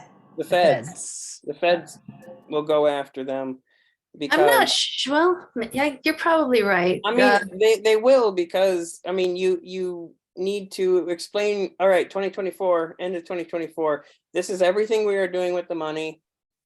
It needs to all be spent by 2026. So one of two things are going to happen. We're going to either, okay, this is everything we're doing with the money. If we didn't explain everything, then the portion that is not being explained, we will not be able to use. It will go back to the federal government. Now, after explaining all of it, we would need to expend it all. Anything that is not expended would automatically go back to the federal government. But we took the deduction thing, the replacement deduction thing, that the money is now the town's to use as however the town feels is appropriate given our municipal operations. Yes, because we are going under the guise of governmental service. We're just essentially telling the feds we're going to spend it on this. We just need to outline what we're going to spend it on under that guise, and we should be all right. Yeah. However, there are certain other entities that have used this money prior to getting all of the excess documentation out there. So they're doing further documentation. The deduction simplifies our reporting process. So yeah, governmental service, this is the explanation. This is what we're spending the money on, but it's not as labor intensive, essentially, if I'm explaining that. Yeah, that part's clear. We'll have to double check on the other parts about what's needed if we give the money to other organizations. Yeah, I mean, I have the 479-page document. I'll just go through that. They've provided. Oh, I know. I just those. I don't know, some of those Spark notes. Yeah, I know. Okay. But yeah, that's fine. Okay. Anything else, Val? Nope. Okay. Their next meeting is January 2nd, right after New Year. Okay. Lovely. Item 8, review and approval of July 11th, September 26th, October 10th, and November 28th meeting minutes. The November 28th meetings have been provided. Val, I sent you an email. Number 4, there was a grant request and there was no motion noted in it. So that, I think that just needs to be added. Other than that, that was my only change. Oh, you're right. Great. I make the motion, we approve November 28th minutes with that change. Second. Okay, motion second. All those in favor, say aye, raise your hand. Aye. Aye. All those against, nay. Motion carried. Thank you. And number 9, authorize accounts payable warrant and any liquor licenses. Karen, what's going on? The accounts payable warrant is 213,473.65. As Joel noted, we are paying out the appropriations that were approved at town meeting in March. There is a large Cargill salt bill in there. A little part of it will go back to Mount Aid. We'll have to invoice them. But other than that, everything else is pretty much normal. I do not have any liquor licenses at this time. Fantastic. Thank you very much. And Ian and Darla, there's some stuff here for you to sign. I've signed everything up to now, right? I think. Well, the resolution's here and there's another Couple moving payroll, wire. I think payroll things. Yeah, and they. I'll be down at 7 a.m. tomorrow to sign those. All right, number 10, Select Board Roundtable. Let's start with Darla. The only comment I have tonight is about the trees. I've had a couple people talk to me about, again, we take trees down, we don't replace them, so they'll be happy to hear the discussion we had earlier tonight. Okay. Michelle. I think I'm good tonight. Joel. Valerie, for you, I had a meeting with, she came to the bank today with a meeting with all of us, a bunch of the legislators, and I cornered her in the corner afterwards, Senator Ruth Hardy, and told her about the water line improvements we're trying to make and stuff. And she said just 2 weeks ago, the committee she sits on, they passed that 50% funding thing. So we should look into that. And I will send, if you don't have her email, send it, I'll send it to you, her email. I have it. Yeah, that might be the copy of the grant opportunity that I sent last week. Yeah, so anyway, I told her that this is not the only street we're gonna wanna do in the years to come, and that we're pushing from, Virgin's got 30 odd million of 28 million. I don't know what number was, Sharon, for sewer improvements. That was huge. And she wondered if we put in for an earmark from the congressional office for water improvements. We have not. So I don't believe we have. So. Okay. Anything else, That's Joe? all. Nope, that's all I Okay, have. thank you. Peaker? Nada. Not a Peaker. And I'd just like to thank Bristol Core for an excellent chocolate walk. Since I wasn't involved as I usually was, because I'm no longer executive director, I'd like to thank Alicia and the work that she did for last Friday, which was great. It was great to see a very full Main Street. It was really hopping. I went down with the kids, and it seemed like a lot of stores were busy. And we actually have a full Main Street now. We have a new business that's renting in the Thomas block. That building is sold, and there's a new owner for that. And then there's a boutique used clothing store that's going to go in there. And she was open, like a soft opening. So we actually have, I think, all of our Main Street stores are occupied now, which is always good. And so it was a really, really great night. So I want to thank Bristol Core for that. Okay. Town administrator's report. Anything else to add, Val? No, nothing I can think to add other than just to let the select board know that you've received an invitation from the assistant judges, invitation to participate. The assistant judges of Addison County invite the public to a meeting to discuss the proposed county budget FY 2024, Friday, December 16th, 2022 at 9:30 a.m. in the county clerk's office at the Frank Mahady Courthouse in Middlebury. There you have it. And Michelle has volunteered to go to that, so that's fantastic. Yeah. She's raising her hand. It's like you have any input. You're right. They just tell us what we have to pay for taxes. That's right. Exactly. That's Yeah. our input. We write it. We write the check. We write the check. That's our input. Put it in their account. So as folks know, probably Ian will be managing the next few meetings, at least 2 meetings, maybe more, depending how things go. I'm sure he'll do a great job, and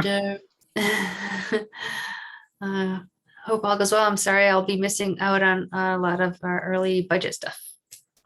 Don't be sorry at all, Val. Val, we want to wish you good luck. Yes. Thank you. Yes. Yeah. And do you guys need anything from us? Like food train or? Oh gosh, no, we're good. anything? You say that. Should I call Yeah, you? Should I exactly. call up Brian? Just lots of good wills and good vibes. Brian, come to the camera here for a minute. Let's ask him that question and see what he says. Yeah. Yes, exactly. And I'm going to make sure that that Sharon turns off your email, so you're not checking your email 2 days after. Don't worry, I won't be. I won't Good. be. Good. We I don't predict. want to hear from you. Oh, work related. I mean, work related. right.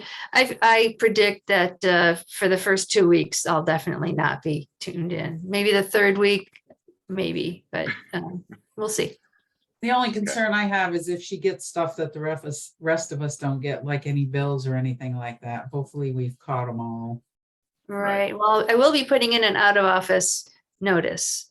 And will they be automatically forwarded to Ian if they're select board stuff, or? Good question. I'll have to think about that. I'll add They that. all should be forwarded to Ian. Well, not everything. Right. I mean, I don't know how you can do You the can set reply, up but a if it's, rule. Actually, It has well, I don't know how to certain do words that in it. between now and the end of the week, but I would not want to wish the bombardment of emails that I get every day onto anybody. So He can anything to delete do the with the ones that select are board. not, that he has to deal with. But Yeah. at least Yeah. for sure, he's gonna get everything. what is the, so, it's not just, we need a better protocol for that, because it's not just an automated reply and have that person then email me. It's more than that, because you're going to get automated stuff that isn't able to reply and send a new email. So how do we deal with that? I assume that Sharon has access to your account, Val. Is that correct? No, Can she Sharon be doesn't. checking? No. No. Like, I cause she think might so. get personnel stuff that Sharon can't have access to, so that's why I said have it forwarded to Ian. Okay. And then he can piecemeal what he has to deal with and what he doesn't have to deal with. Let's you and I talk tomorrow or Wednesday. Wednesday. And we'll figure something out. And maybe it's something where we create temporary access to your account, and I set it up on a separate, either in a browser, and I can look at it and then go through. We can talk about that, but it does need to be something where we can access everything. I think the forwarding might get a little bit messy, and then an automated reply might not get what we need out of that. Let's talk about that. The automatic reply could say, I'm out, but Ian, the select board chair, will be reviewing my emails, on a daily basis, something like that. If you need immediate assistance, contact Ian directly. And here's his contact. Okay, so that's detailed, and then we'll figure it out. But I think that's going to be better than just forwarding, because I think that could get real messy real quick. So. Mhm. Oh, yeah. Okay. All right. Yeah. Let's figure that out sooner So rather than later. Yeah, because I think if he had a login just to her Office 365, he could see her emails. Yeah, Mhm. that could work. And we can change the password. We can change the password. I can log in, and then when you return, you can update your password. And so I wouldn't have access to that anymore. Okay. You want to talk on Wednesday morning, something like that? Because you said you're out tomorrow during the day. I know that you're going to be working on the. And now I'll be tied dog. up Wednesday afternoon or Tuesday afternoon. So would you want to meet at the office? Sure, that's fine. And then Wednesday I will morning. be in probably around 11. I have a medical thing in the morning. Okay, Wednesday at 11 or Wednesday 11:30, something like that. Make it 11:30. Give me some Okay. buffer. Yep.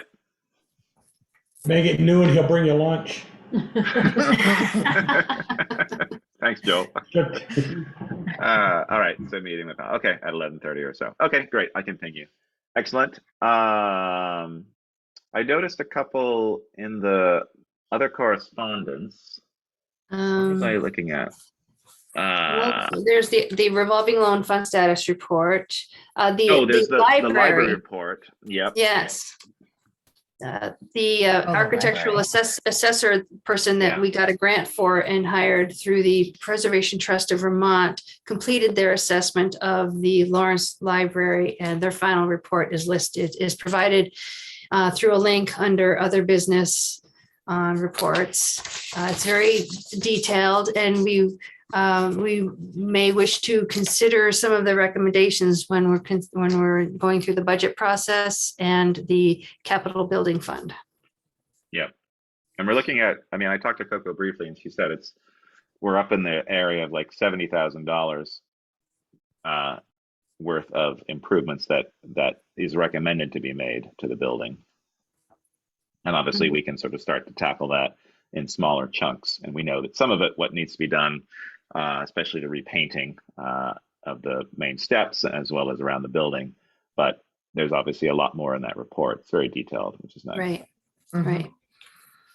Other items of note are a note of thanks to Bruce from Adora Fraser, very thoughtful note. Yep, that was And very also notes from Lee Beckwith thanking the select board and others for responding quickly to the Mountain Terrace issue.